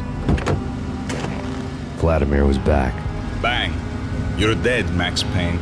I might have laughed if I remembered how. What's this supposed to be? Cops and robbers? Look, you want something with me? Get in line. Peace, man. Relax. You know you are a real news item. Armed and dangerous. I am going to make you an offer you can't refuse. I've always wanted to say that. It's a bum rap. I've been framed. That's a moot point. Whatever you did or did not do, I'm sure you had good reason for doing it. Want to hear me out? I'm listening.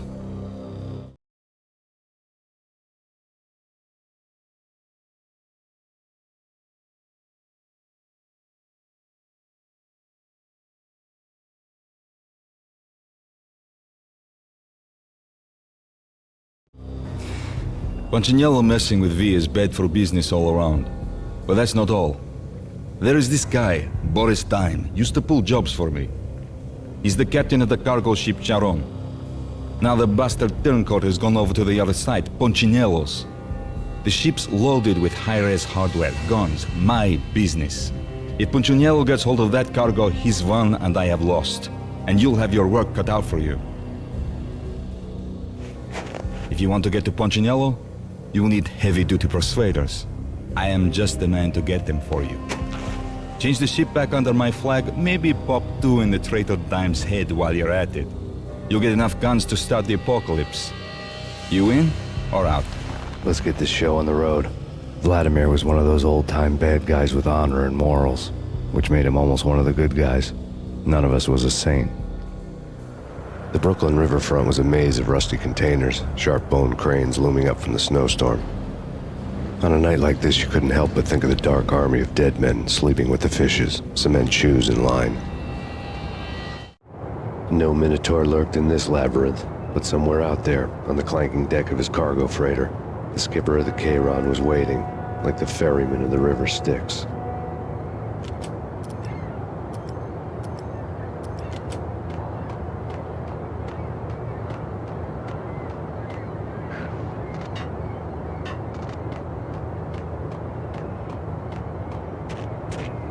What the hell?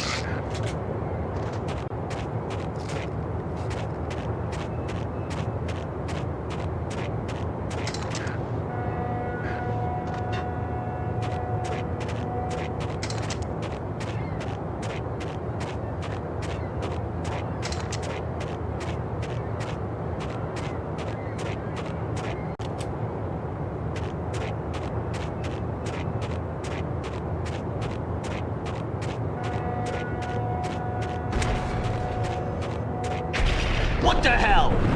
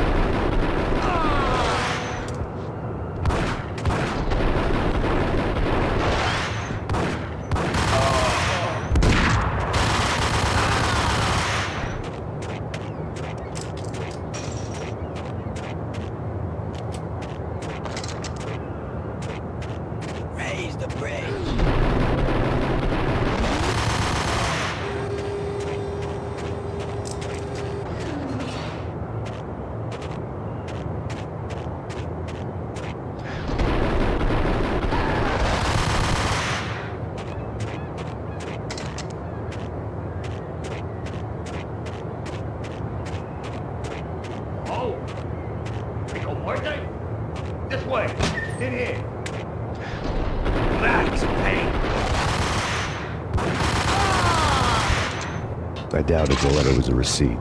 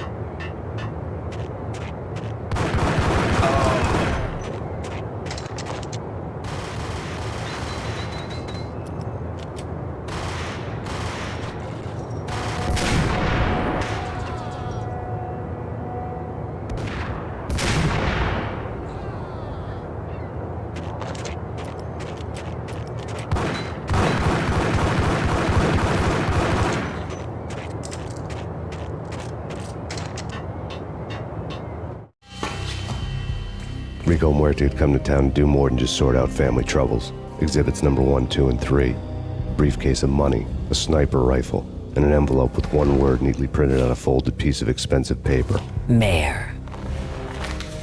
It didn't sound like a mafia contract at all. It was too cold and too to the point.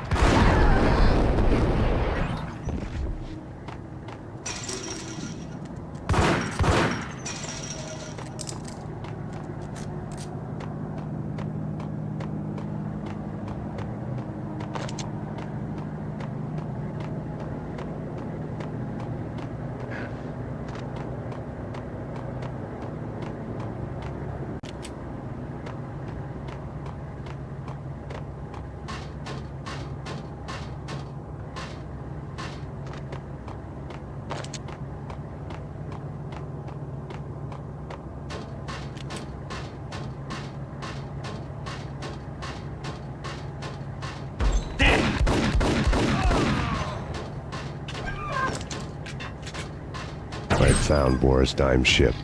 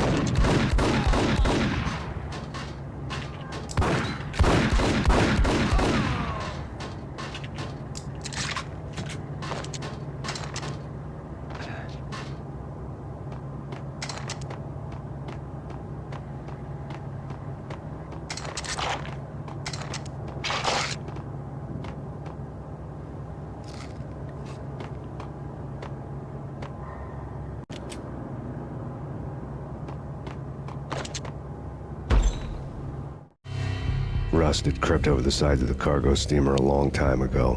Boris Dime would be on board. I'd have to smoke half of his crew to even get near the gangplank. Guns were probably being kept in the hold, buried amidst the rats and oily water.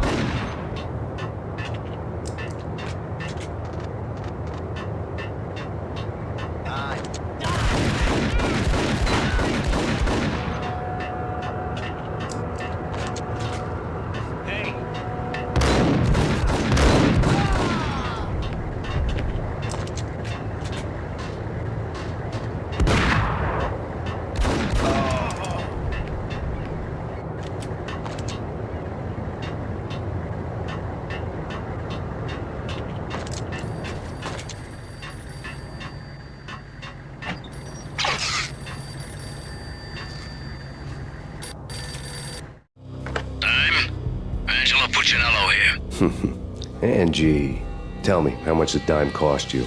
I bet it was more than his name. Max Payne. Right the first time. You're dead, punk. You sure you're not confusing me with Boris here? But you are right, of course. Pretty soon we should get together and have a talk. You son of a... Pissing Punchinello off was a dangerous game, but when people get mad, they make mistakes. I should know.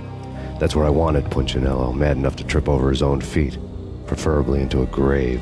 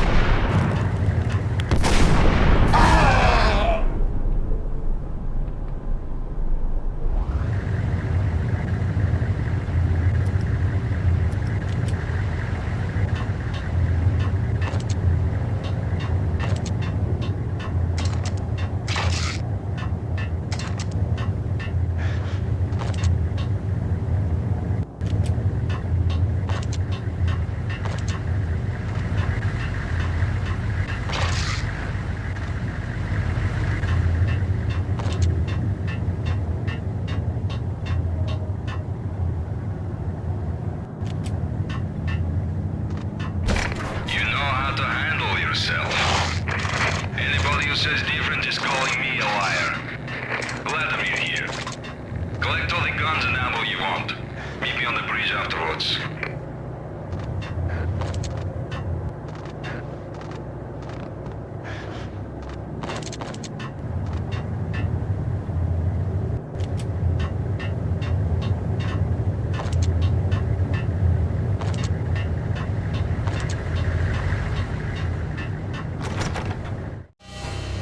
Did you get everything you need? Check. I owe you. Anything you need. This is my solo. When I'm through, Punchinello won't be anybody's problem anymore. Clear as vodka. But anytime you get between a rock and a hard place, just whistle. This could be the beginning of a beautiful friendship. You really get a bang out of this big-time gangster act, don't you?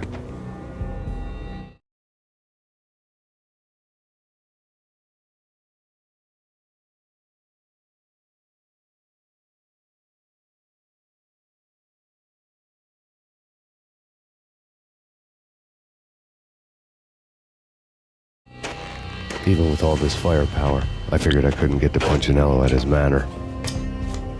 I could only hope that he wouldn't pass a chance to hear me beg, to see he's won. This is Max Payne. I want to cut a deal. Payne, you're a dead man. That's what everybody keeps telling me. I got your ship and her cargo. I want to meet. No pain, no gain. Capiche? You know my restaurant? Yeah, I know it. 1 hour. Punchinello's restaurant had seen better days. Snow was falling like ashes from post-apocalyptic skies, but that was outside. Things would soon get hot in the Don's restaurant. I knew it was a long shot, Angelo Punchinello actually showing up, but there was no crime in hoping.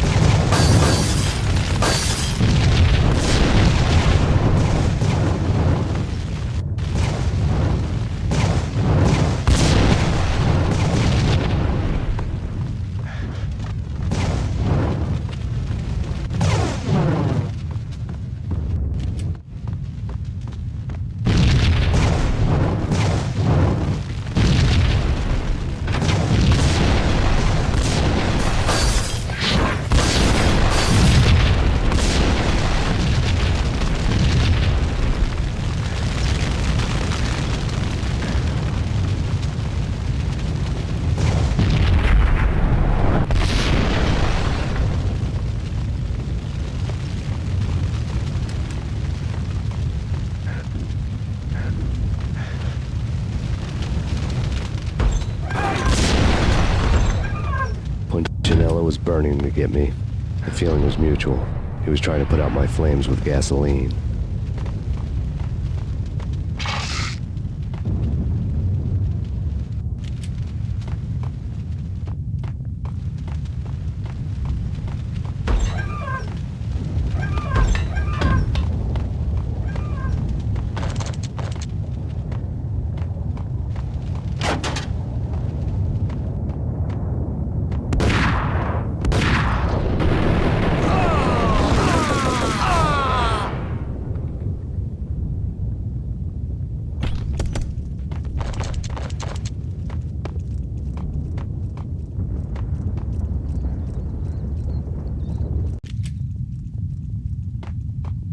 The mobsters have been guarding a real treasure.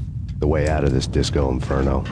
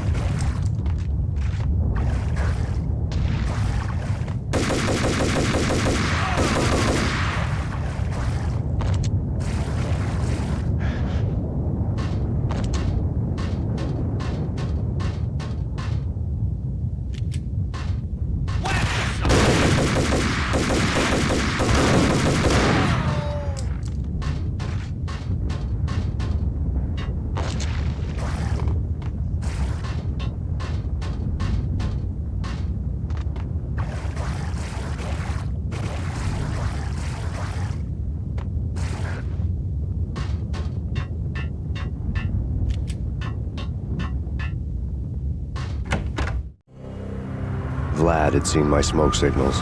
The Mercedes was revving to go, almost drowning out the banshee wail of the sirens. You coming? We'll drop you off at the Punchinello Manor. Sounds good to me. When this is over, look me up. I could use a professional like you. I'll keep that in mind.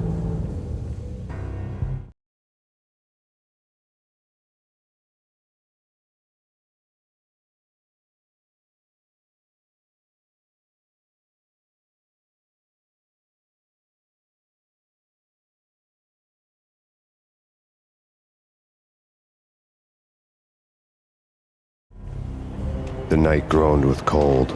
The garden lights flickered nervously. In their light, the falling snow was dead white before the darkness ate it up. I had heard the stories. The trio were mad dogs. They'd have hung the heads of their enemies over the manor gates if the capo had only let them. Punchinello wanted pain. He'd see the pain. The trick in my situation was that there was no trick, no matter what the movies tell you. No rules, no secret mantra, no roadmap. It wasn't about how smart or how good you were. It was chaos and luck, and anyone who thought different was a fool. All you could do was to hang on madly, as long and as hard as you could. Someone had graciously left the back door open for me and killed the guards. My money was on Mona. I knew the trio would be standing between me and Punchinello. I had read their rap sheets, thick as phone books. No one would be walking out of here alive.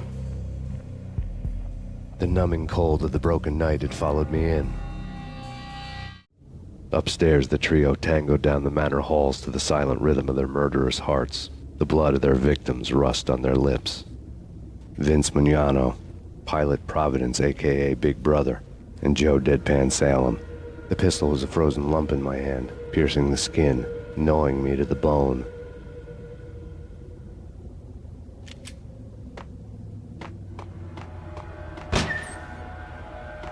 In death, the thug had been promoted to messenger. Someone hadn't enjoyed the Don's hospitality. Someone with a flair for the dramatic. Someone who had let herself out of a locked cell and past a couple of armed guards. My thoughts were on Mona again. I could only hope she was a good enough gambler to walk away while she was still winning, before she'd run into the trio.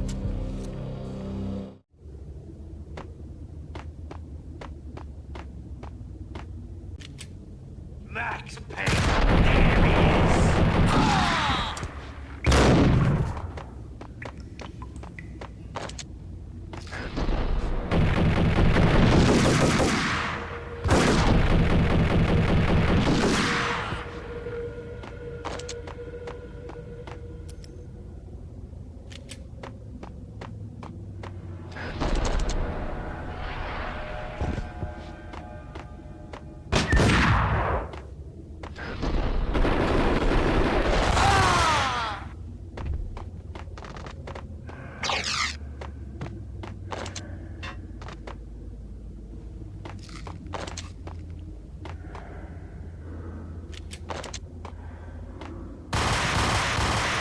Someone get the guys from upstairs! No one's going anyplace. Too late for that. He walks in, we waste him. Benny and John McClyle won't get the credit for this kill. What the hell?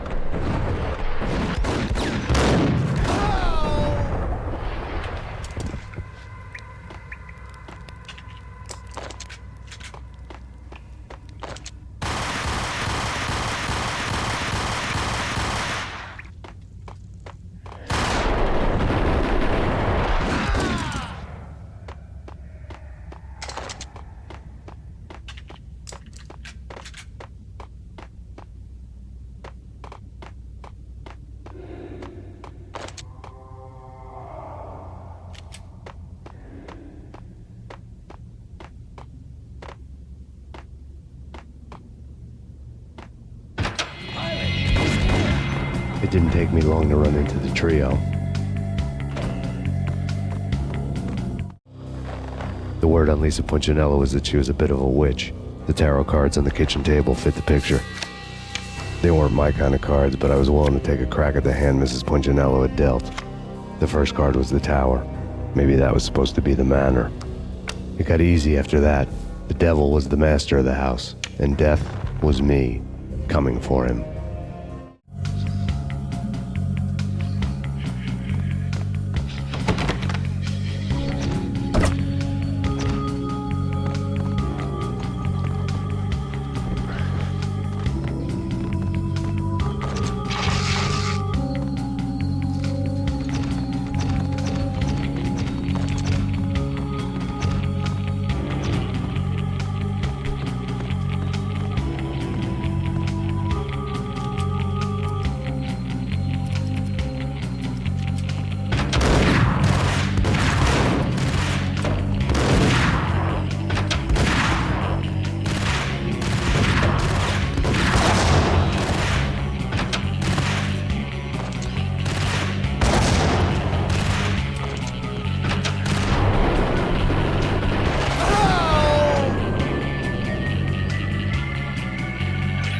One down, 2 to go. What the?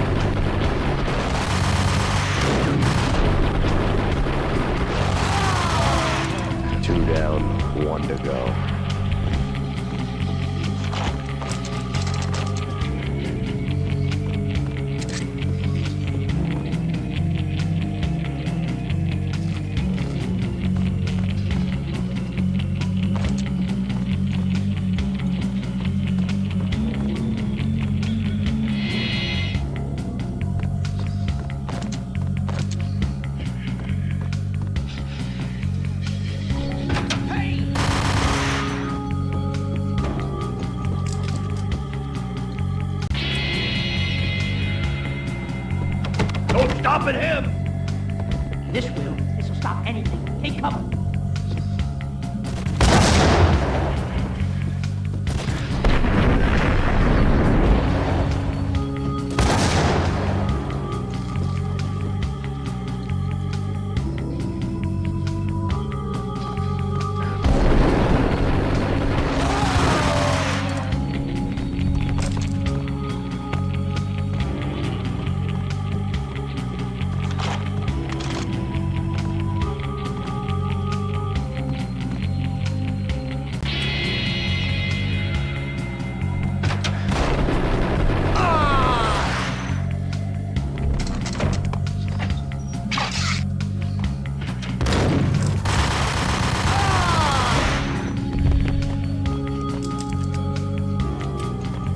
It was too late for her.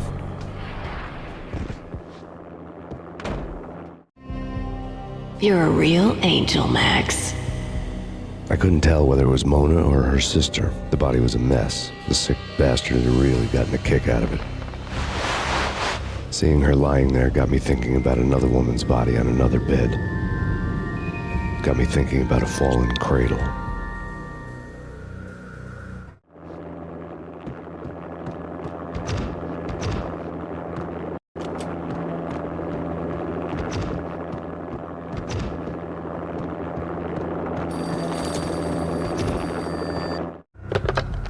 Max Payne. Talk to me. Alfred Woden. You've got company. An armed helicopter just landed on the manor grounds. You must hurry. The more the merrier.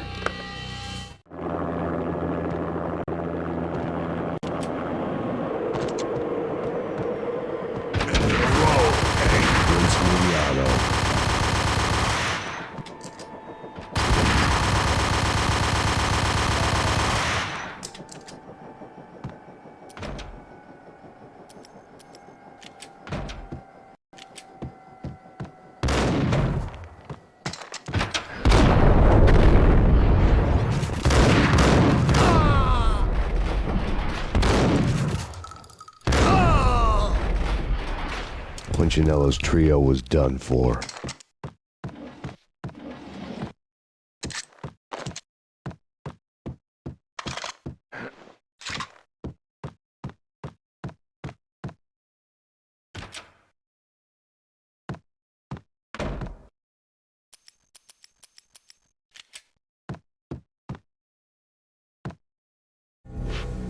Outside my door. Hurry. He's coming for me. You gotta hurry. Please. I could hear Punchinello on the phone begging for help. He should have been saying his goodbyes. Punchinello was a pushover. The moment I stepped into the room, he folded like a deuce before a royal flush. No, wait. I was just doing what I was told. I couldn't refuse. She's someone high up. Government, maybe. I don't know. He was trying to buy more sand for his hourglass. I wasn't selling any.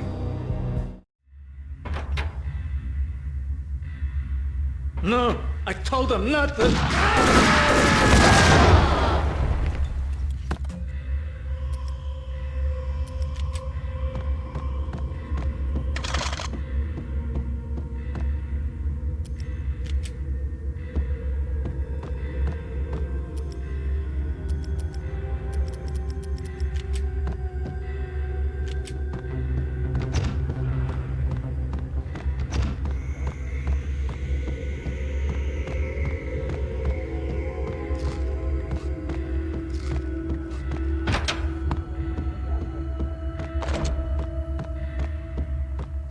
Drop it. Don't move. Game over, Max Payne. I could tell when I was outgunned. It was time to take another beating. The mystery witch was a real barracuda. Trouble on dagger heels, a smoking assault rifle in her hand, and an army of killer suits behind her. How sweet. I get to kill two birds with one stone. Sooner or later, it was going to catch up with you. Mr. Payne, it's time to show you the benefits of my brew. Be a good boy now. You'd find that Lady Luck was really a hooker. You were fresh out of cash.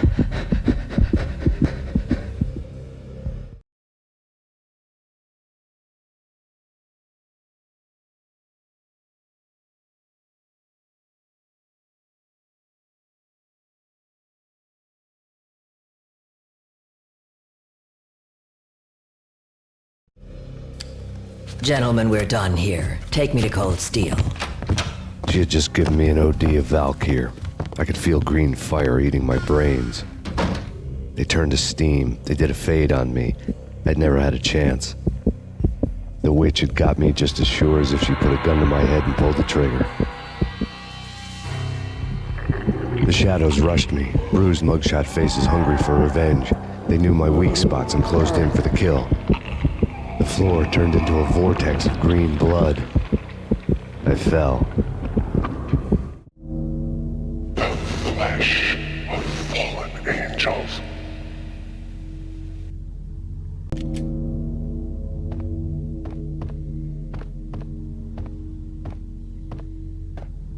Who's there? Max? Max, is that you? Max? Where are you, Max? Please.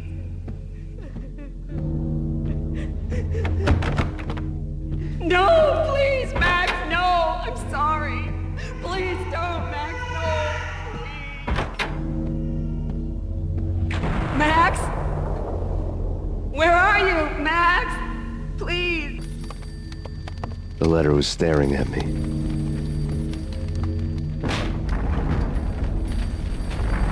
The weird piece of paper looked dangerous.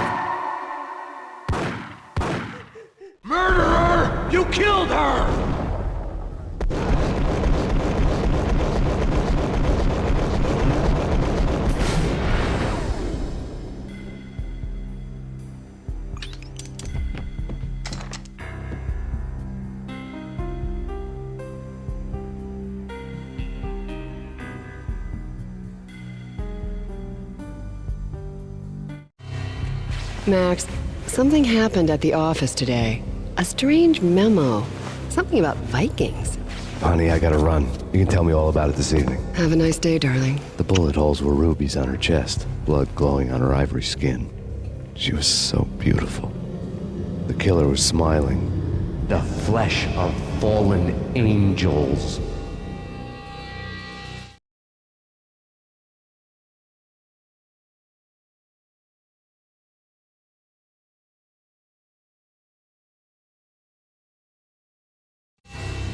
Slowly, the green nightmare faded, leaving dark stains on my soul that would never come off. I felt like flatlining. I was all shook up. I woke up in a cold sweat, sick and tired to the bone, lying in a puddle of my own puke. The hag had said take me to Cold Steel before it had all gone crazy.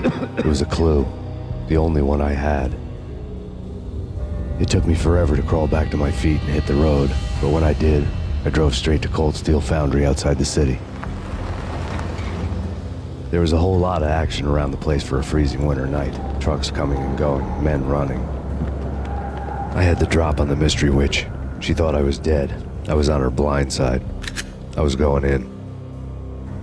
The bad trip had put me in a crazy mood, adrenaline pumping through my aching veins. Staggering on the mill roof in ice and snow and wild wind, I was a ninja. My kung fu was strong. I wasn't kidding anybody. At best, I was Superman on Kryptonite about to fall through a skylight, down to where it was all going down.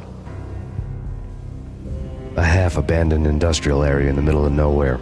The factory was a perfect front for any number of illegal activities.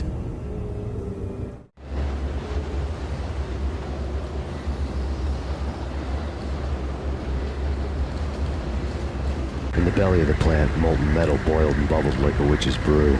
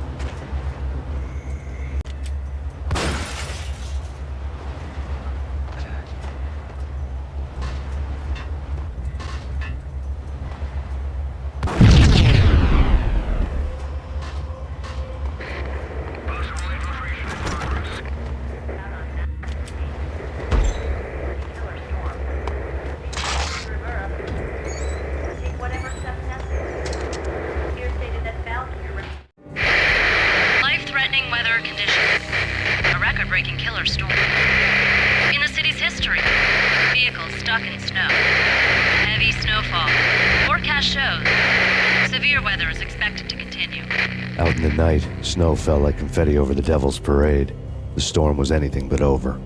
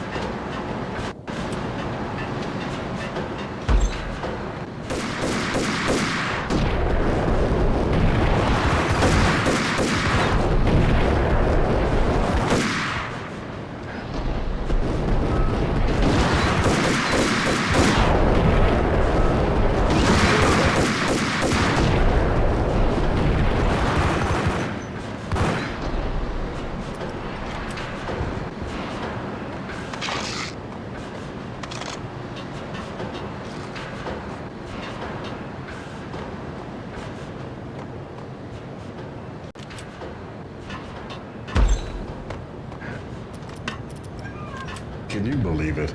I bet they sleep with their rifles. Moving to the danger. Now moving for blocking position.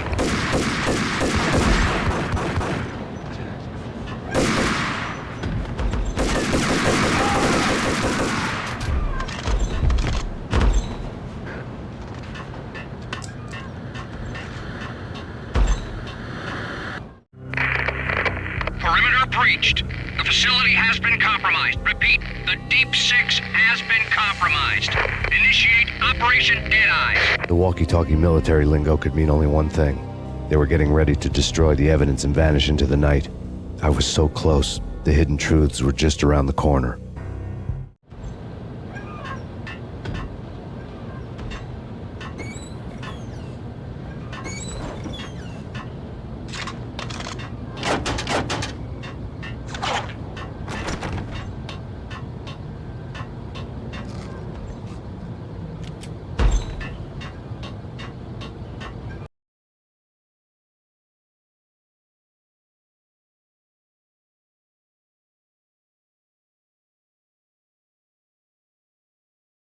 Casualty status.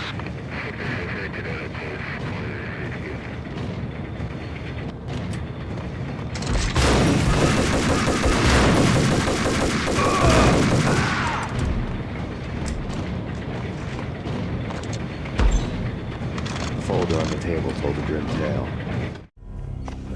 The mercenaries were running a tight operation, paperwork and all. Merchandise missing again. A chemist had tried to smuggle it out for his own private party. Locked him up in cell B7 in D6's old test facility to wait for proper processing. I was close enough to hear the secrets, just beyond the next doorway.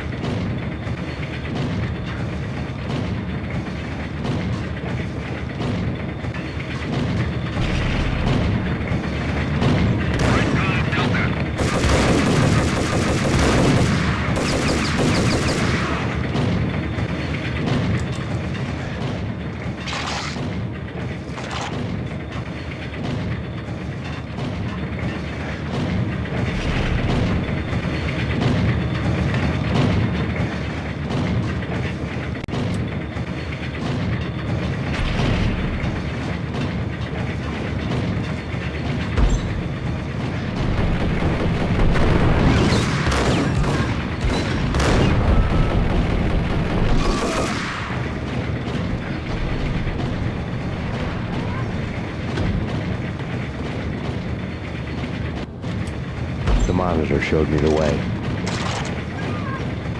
Processing diagrams filled the control room screens, all but one. An elevator titled D6 on one of the screens, somewhere onwards, past rows of ovens, in the core of the plant.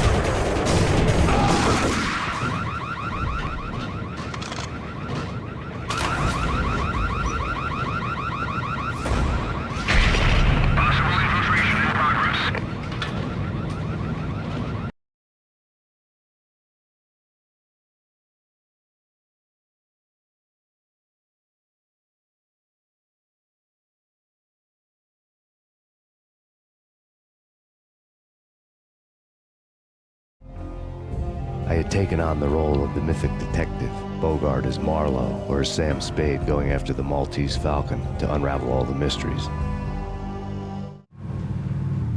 Following a path of clues to that final revelation, even if it would take me down to the cold, cavernous depths of a grave.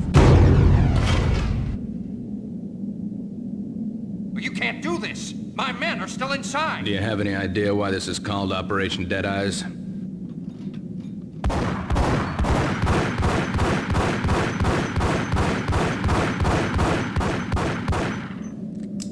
I think he's dead already. Let's do it.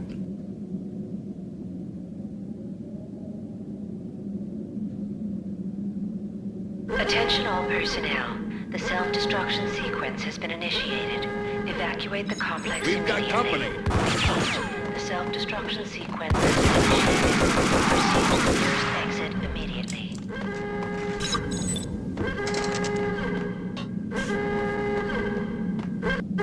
I had seen the logo on the floor.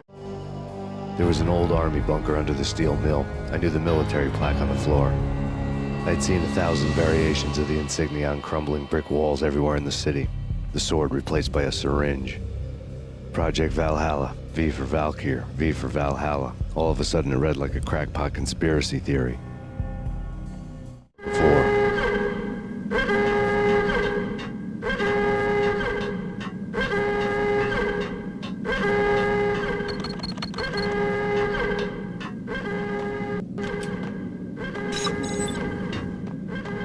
Abort! The self-destruction sequence is...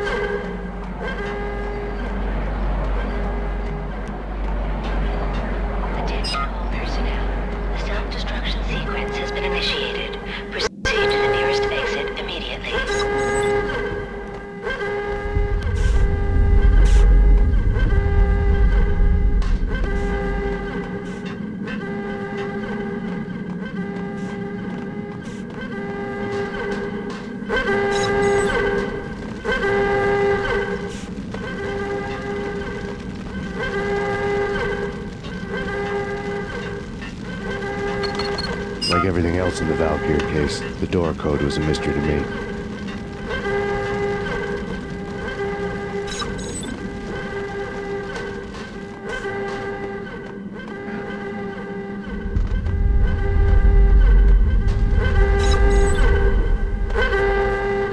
The chemist had been using the workstation when he died.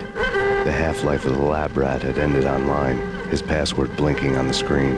665. Attention termination in progress. The self-destruction sequence has been initiated. Proceed to the nearest exit immediately.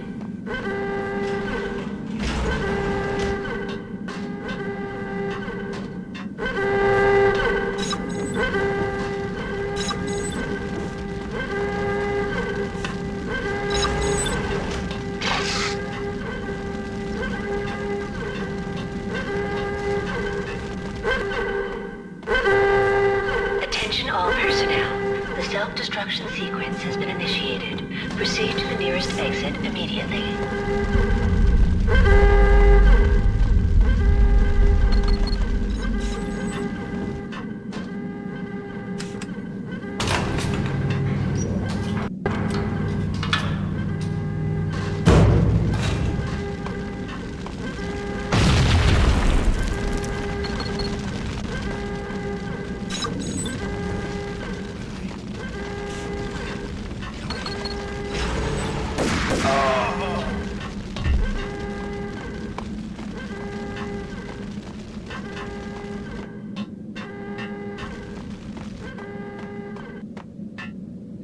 In here! Hey! Get me out of here! I'm innocent! They're...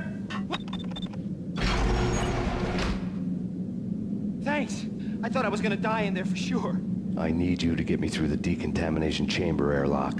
You're crazy! No Attention way! The all place is blowing personnel. up for Christ's The sake. self-destruction Either that or sequence has back been to the cell. initiated. Your Proceed choice. to the nearest exit Okay, immediately. I'll do it. I'll do it.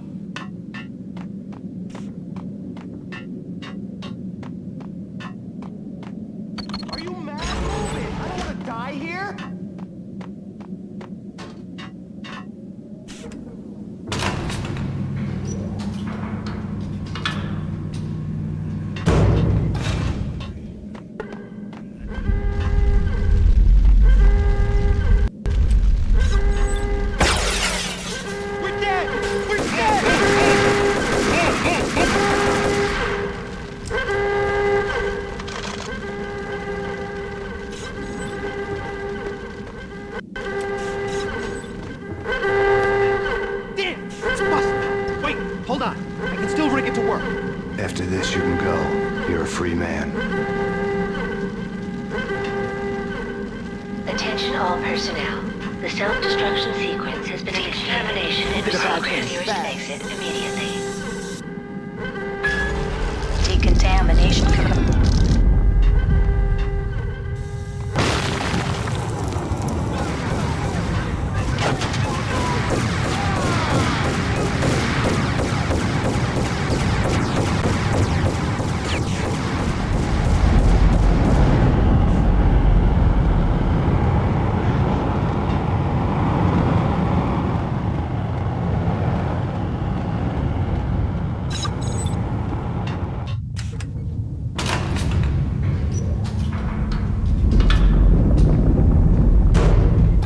Caught in the middle of the deadly web that was the Valkyr case.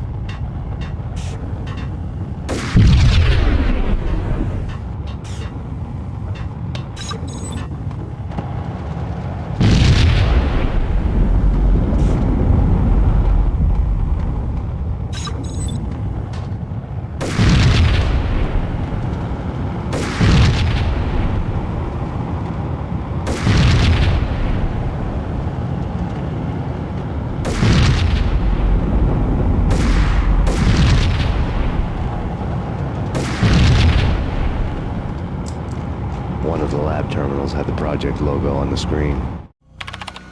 Top secret. Project Valhalla. U.S. Army. Yggdrasil Network. Valhalla, the otherworldly place in Norse mythology where the bravest heroes spent their afterlife feasting and fighting forever, their wounds miraculously healed night after night. Valkyr, the maidens who chose the most courageous Viking warriors and carried them to Valhalla. 1991. The research objective is to create a chemical substance to enhance the stamina and morale of infantry troops. 1995. Results unsatisfactory. Project canceled. Someone had decided to continue the sick experiment unauthorized. Project compromised. Data leak. Fix the damage by any means necessary. Security clearance red. Authorized by the project lead. Field test. Double the dosage for all the remaining test subjects. Observe and record the subject's behavior in an urban setting. The drop-off point was my old address in New Jersey. The file dated 3 years ago. Just when you thought you had reached the deepest depths of horror, it suddenly got worse. How to turn off that small voice inside your head that started to whisper that you should be glad that now, if not before, your revenge was justifiable on any conceivable moral scale. That small voice proved, beyond any doubt, that I was damned.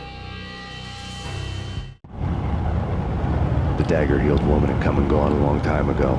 There was nothing more for me here. The bunker's name was acting as a self-fulfilling prophecy.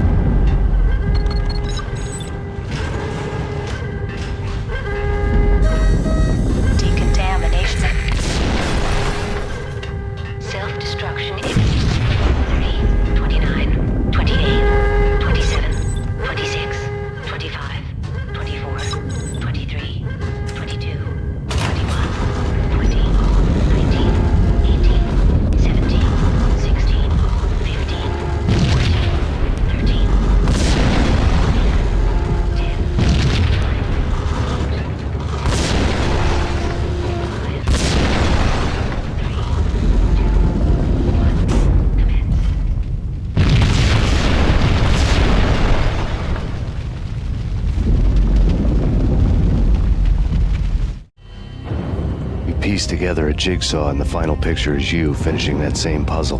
A mad, green-eyed killer standing behind you. An urban legend come true.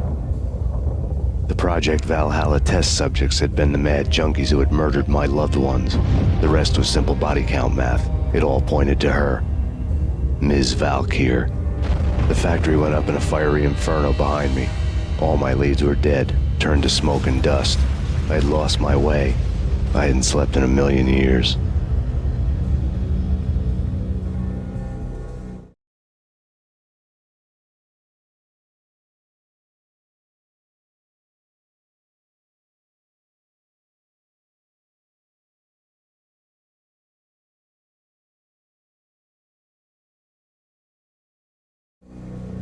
I felt thin as death. I've been living on an endless supply of week-old donuts. They were fuel for this crazy furnace inside my head. I couldn't remember when I had last seen the sun. I was on a permanent graveyard shift. When the darkness fell, New York City became something else, any old Sinatra song notwithstanding.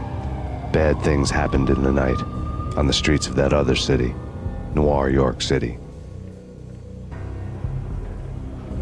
I was in an all-night diner, downing cup after cup of coffee that tasted like engine oil, when a new message from BB got me back on the killer track. What the hell happened at Roscoe Street? Maxie, I'm going out on a limb here. We need to talk this through, come up with a plan. 2:30 a.m., the Choir Communications Garage. The more I thought about Alex's murder and the frame-up, the more it felt like an inside job. I should have seen it coming. BB had sold me out, and now he wanted to finish what he'd started. The garage was dead. BB showed up in his tailor-made suit, gold watch, and cufflinks to match, all way beyond a cop's pay. Maxie. Oozing suave charm, he was guilty as hell. What the hell does BB stand for anyway? Backstabbing bastard? Come on, don't be like that. Have a cigar. I don't smoke. Maxie, you have no idea how big this is. It's huge. You have no idea. I think I do. You're a bribe-taking bent cop who sold out his partner. Those mobsters in the subway were a dead giveaway. Hard to miss. Bet it was exactly like this with Alex. Up close and personal. You can't win this one, Max. No, but I can make damn sure none of you do either. BB turned out to be another cardboard cutout bad guy.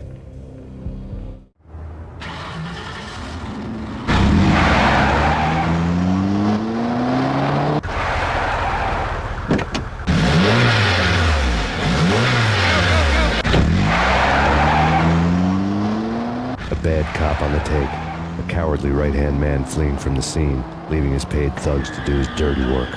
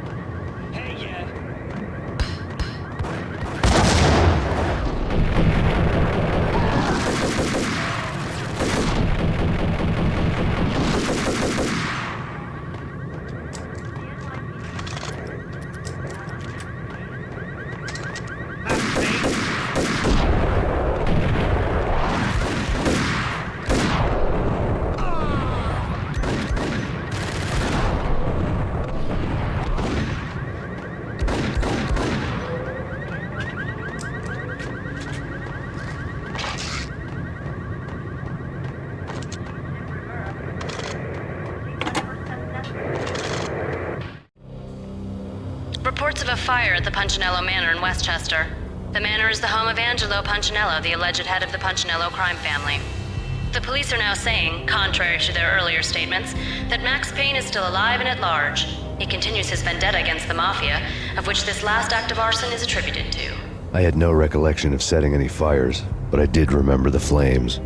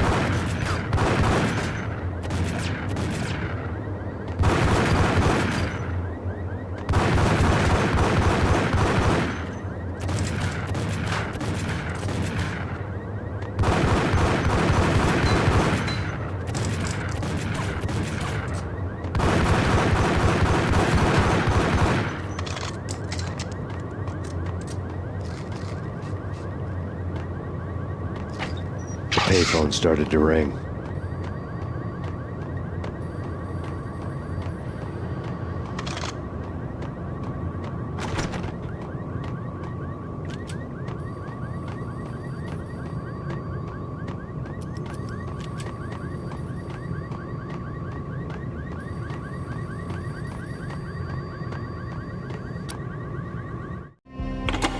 Yeah.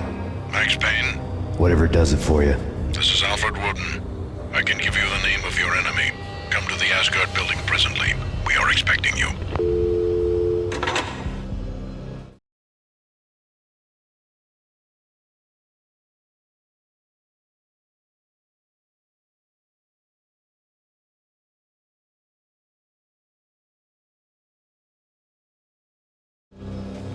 Woden was waiting for me on the steps of the old building. Mr. Payne, let's go inside.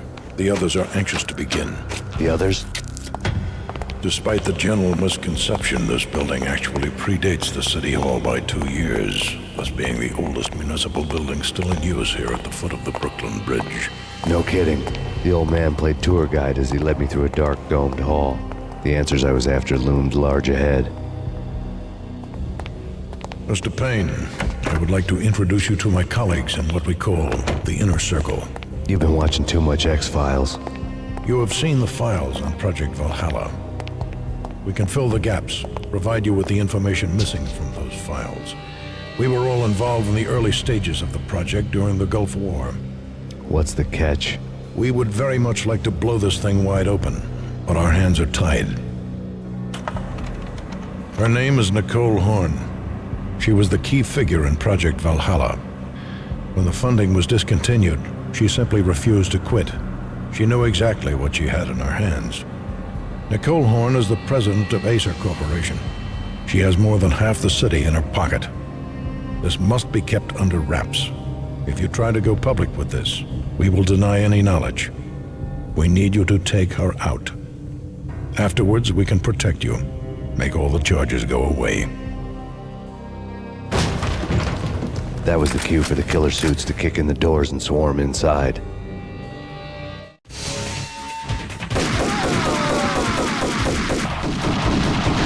was an impressive floor show, but I decided to leave early anyway. It was only a one-story fall. Lucky me.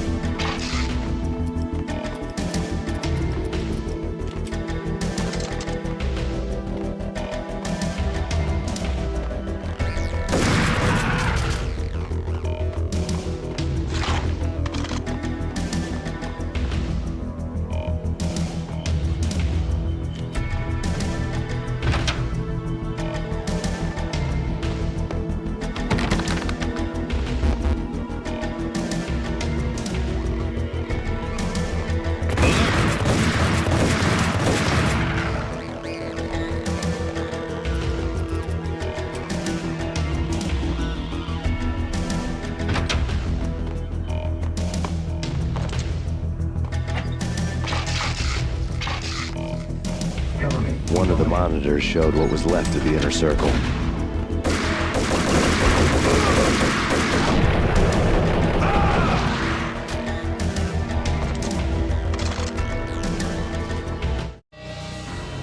On screen, the so-called corpse of Alfred Woden stood up, miraculously waking from his dirt nap, looking smug among his dead pals. In the land of the blind, the one-eyed man is king. I didn't know how he'd pulled it off, but it was a pretty slick way to get out of all his promises. Most of what he had said fit too well to be a load of crap.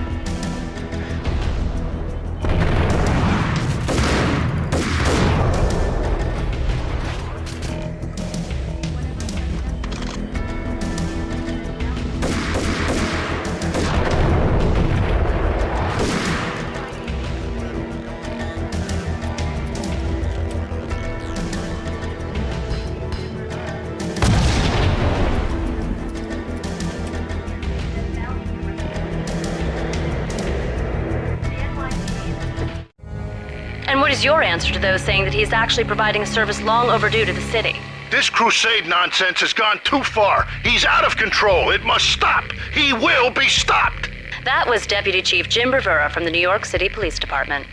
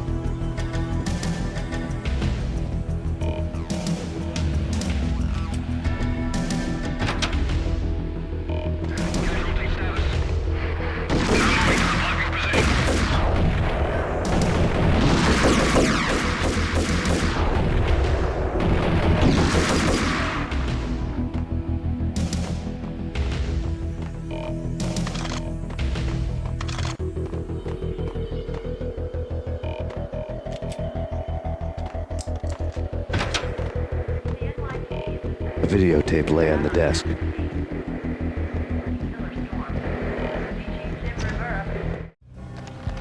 Nicole Horn had blackmailed the inner circle into silence. The tape came with a curt extortion note on a piece of expensive paper. I remembered Candy Dawn taping her clients in action on the side, selling the tapes to the highest bidder. I was sure that kinky sex was nowhere near Alfred Woden's worst sin. But I had a feeling that when this was over, any collateral would come in handy.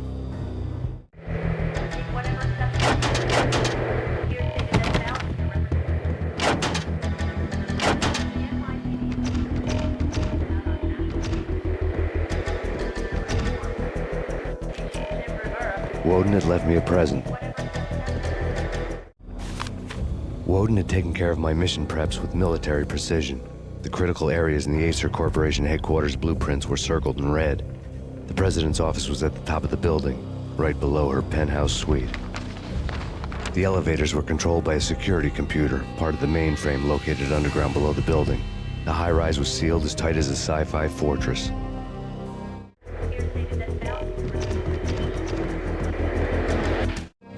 Nothing seems to stop Acer Corporation's phenomenal victory march.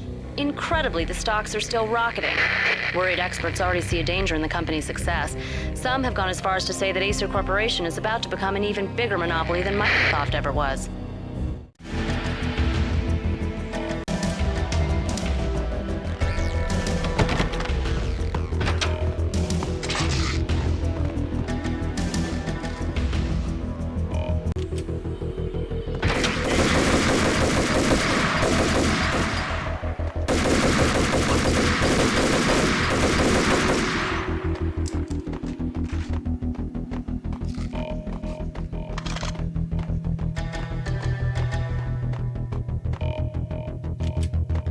Pursuit of the intruder.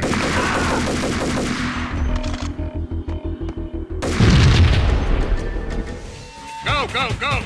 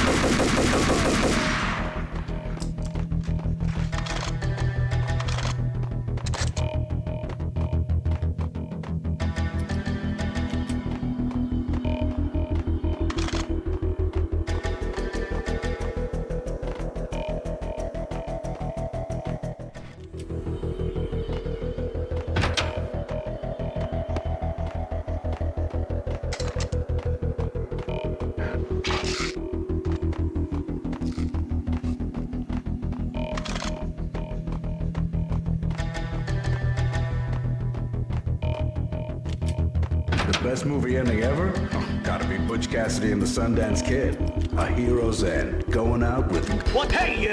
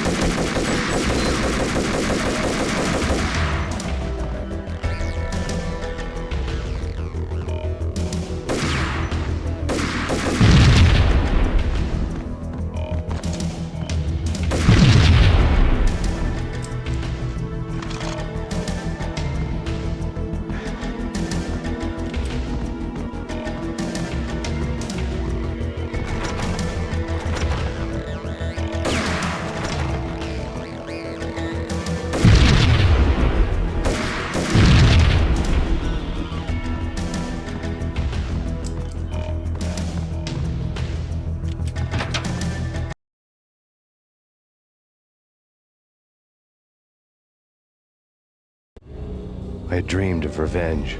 Those dreams were always nightmares, of coming close and then failing. Now I was close. I had a name to guide me, Nicole Horn. I had nothing to lose.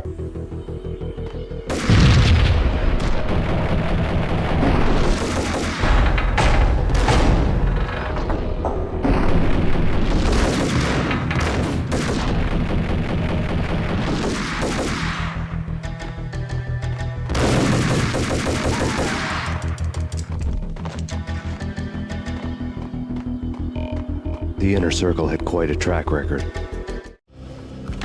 Project Valhalla had not been the only thing the Inner Circle had been involved in. There were rows of cabinets full of files. The Serpentine Secret Society went back a long way, always pulling strings from the shadows. I couldn't say I was sorry. Woden's move in some Byzantine power game had cut the Circle's membership roster to 1. The old man wanted me on cleanup duty. It was my mess, too.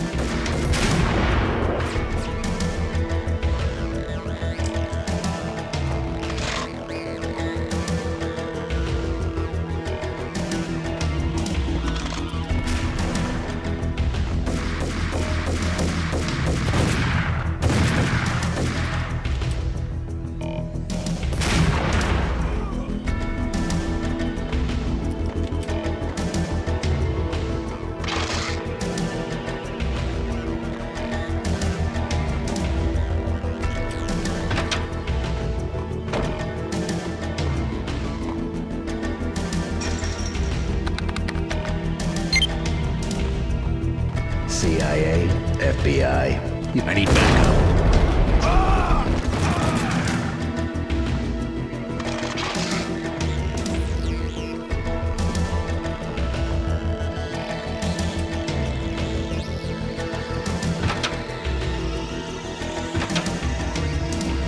Take him down.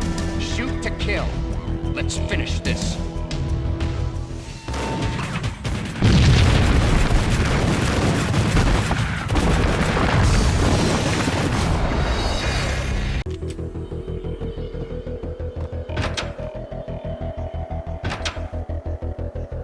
Take him down. Shoot to kill. Let's finish this.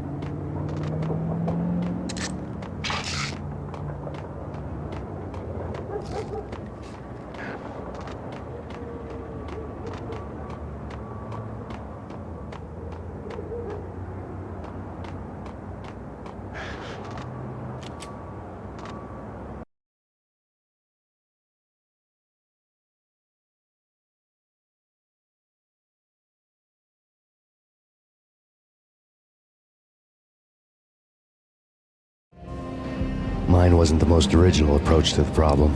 It wasn't as if it hadn't all been done before. An eye for an eye, the first principle of revenge. Old as dirt, still going strong. The cardinal rule in going after someone with an intention to kill was not to make it personal, which it almost always ended up being anyway. It did with me. I took my time, cruising around the city in the snow. There was no hurry. I knew what I had to do now. I took my time, thinking about it, building up the rage. When I was ready, I parked the stolen wheels at the front entrance of the Acer Corporation headquarters. Got out, got in, got cracking. I had a bullet with Nicole Horn's name on it. I had 10,000 bullets with the Hag's name on them. She had ultra-high-tech security systems, enough mercenaries and weaponry to start World War III. There was no fear. New York disappeared behind a veil of snow. I had crossed the threshold. This was her domain, sleek and sexy and soulless, all glass and steel. A place of color-coded security key cards, metal detectors, and surveillance systems.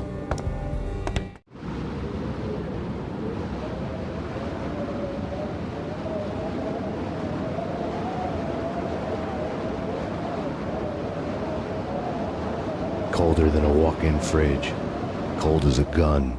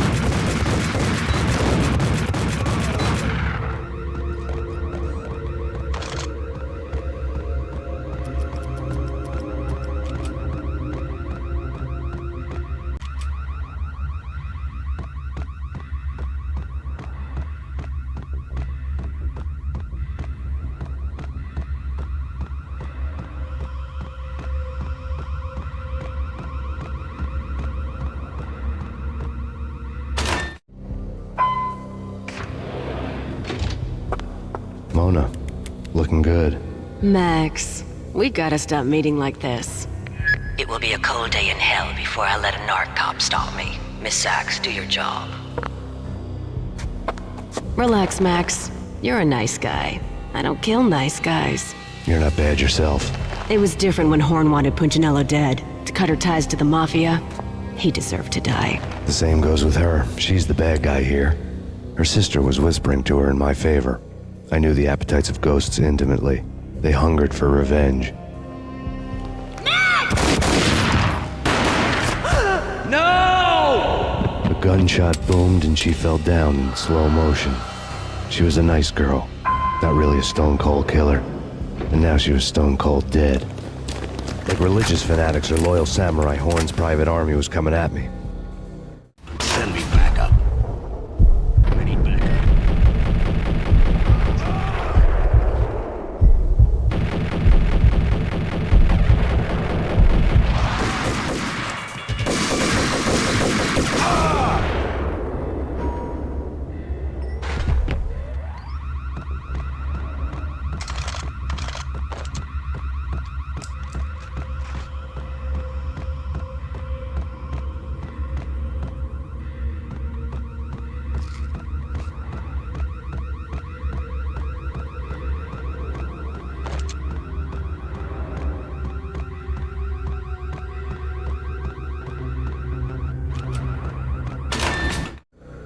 When the elevator came back down, Mona was gone. There was a lot of blood, but no body. Something clicked for the final time. My mind had never been so clear, as if somewhere high above the storm clouds were already gone, cold stars blazing from the black skies.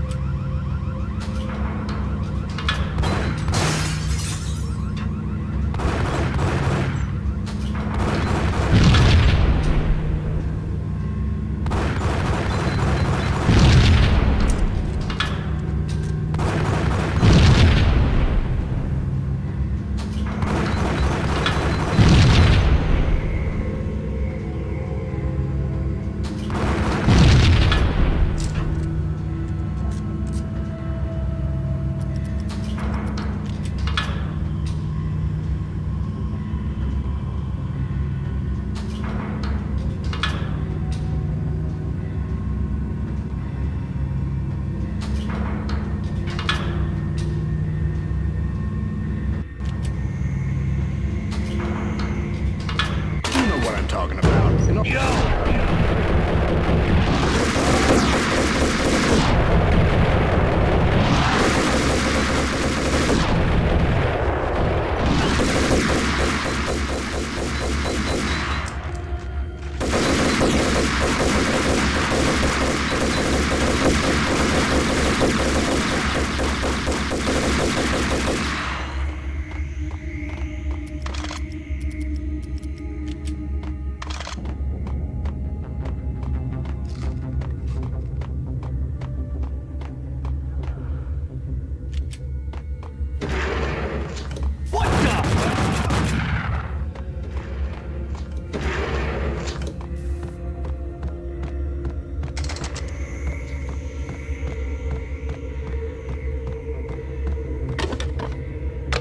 I had elevator access to the mainframe. From there, I'd be able to override the security locks and get to her office.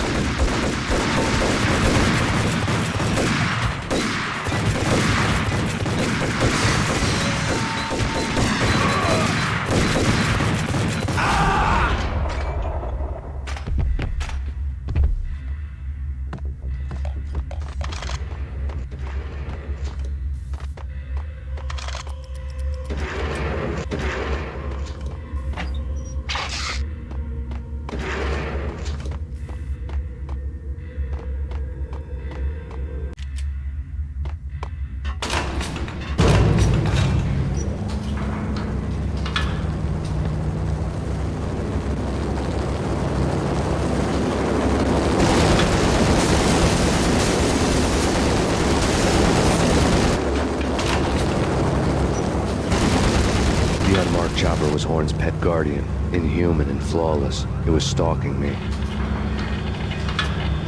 hate to be stereotyped. I'm not a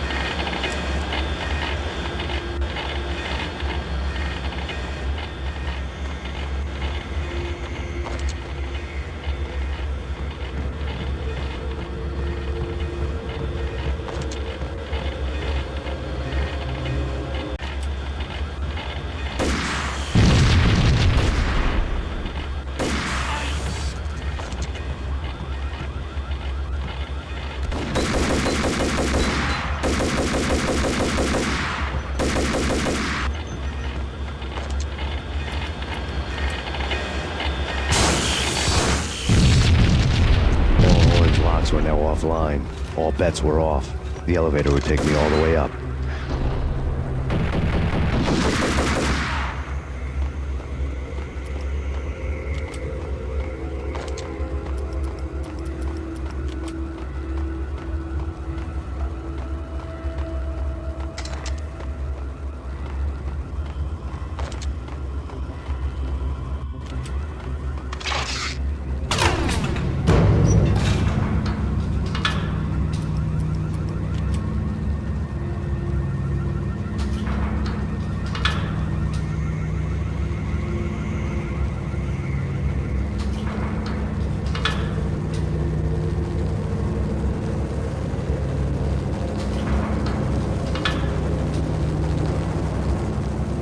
Seen from this height, the night seemed to stretch on to eternity. A hint of desperation had crept into the snowstorm, as if it was trying to get it all out before the end.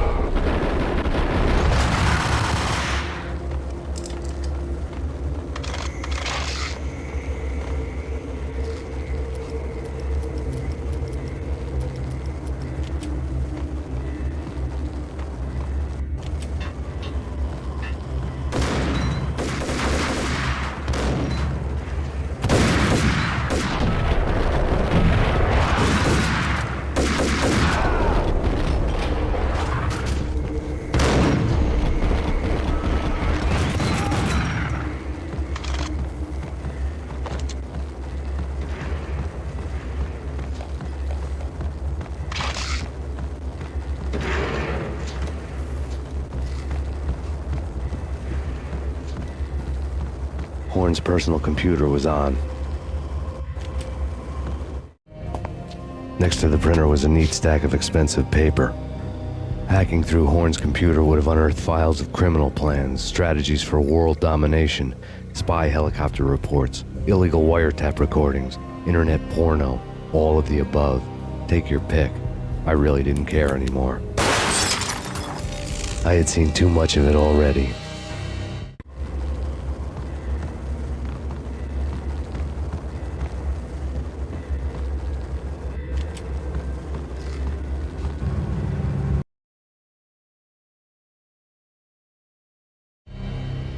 Valkyr had been meant to be a white-winged maiden that would lift you to a warrior's heaven, but it turned out to be a one-way demon ride to hell. The devil was in the drug. I knew. I had met him.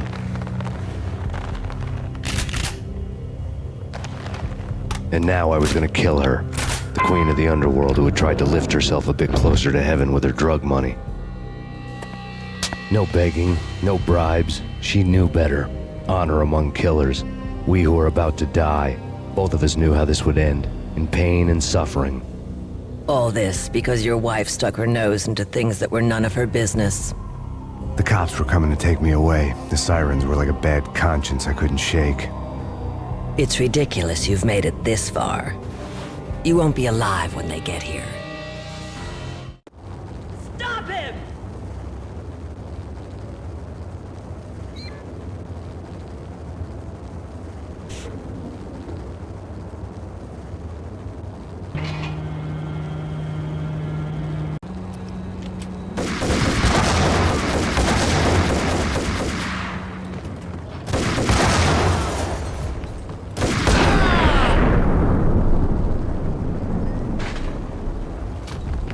The elevator lobby.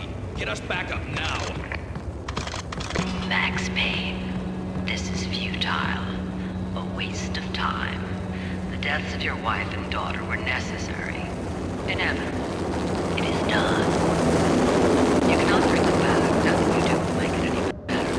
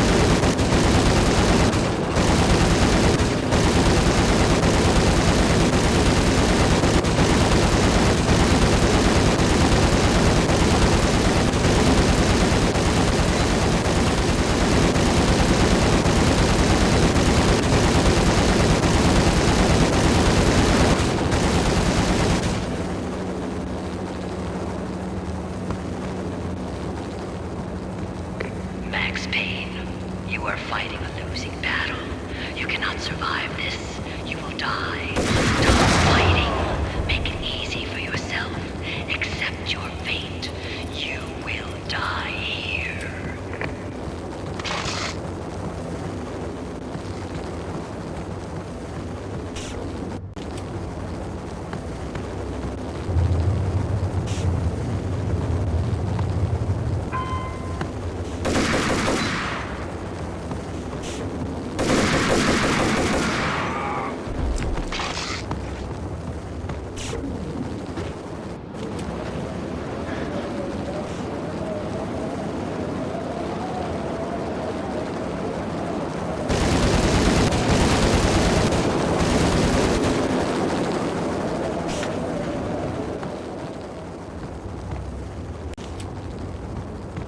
Max Payne, face it. You are up against an unbeatable force. You have already lost. You have lost. Only death will set you free from your pain. Accept it. Surrender. Give up.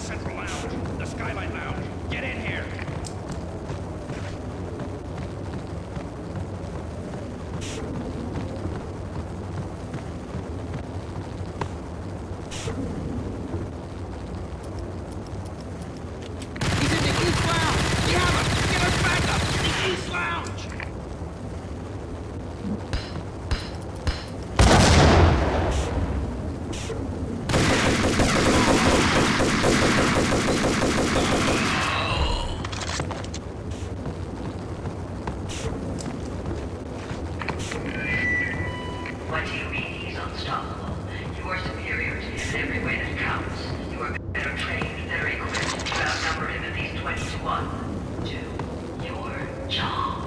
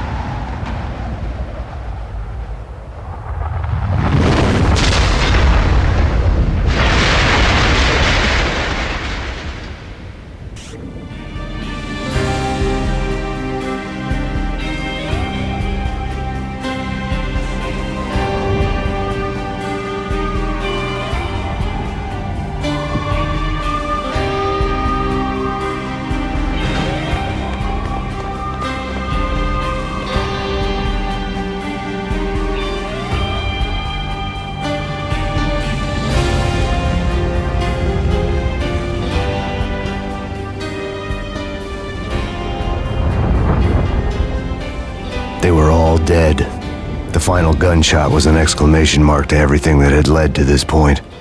I released my finger from the trigger. And then it was all over. The storm seemed to lose its frenzy. The ragged clouds gave way to the stars above. Max Payne, this is Deputy Chief Jim Bravura from the NYPD. We've got the building surrounded. Throw down your weapons and lie down with your hands behind your head. A bit closer to heaven.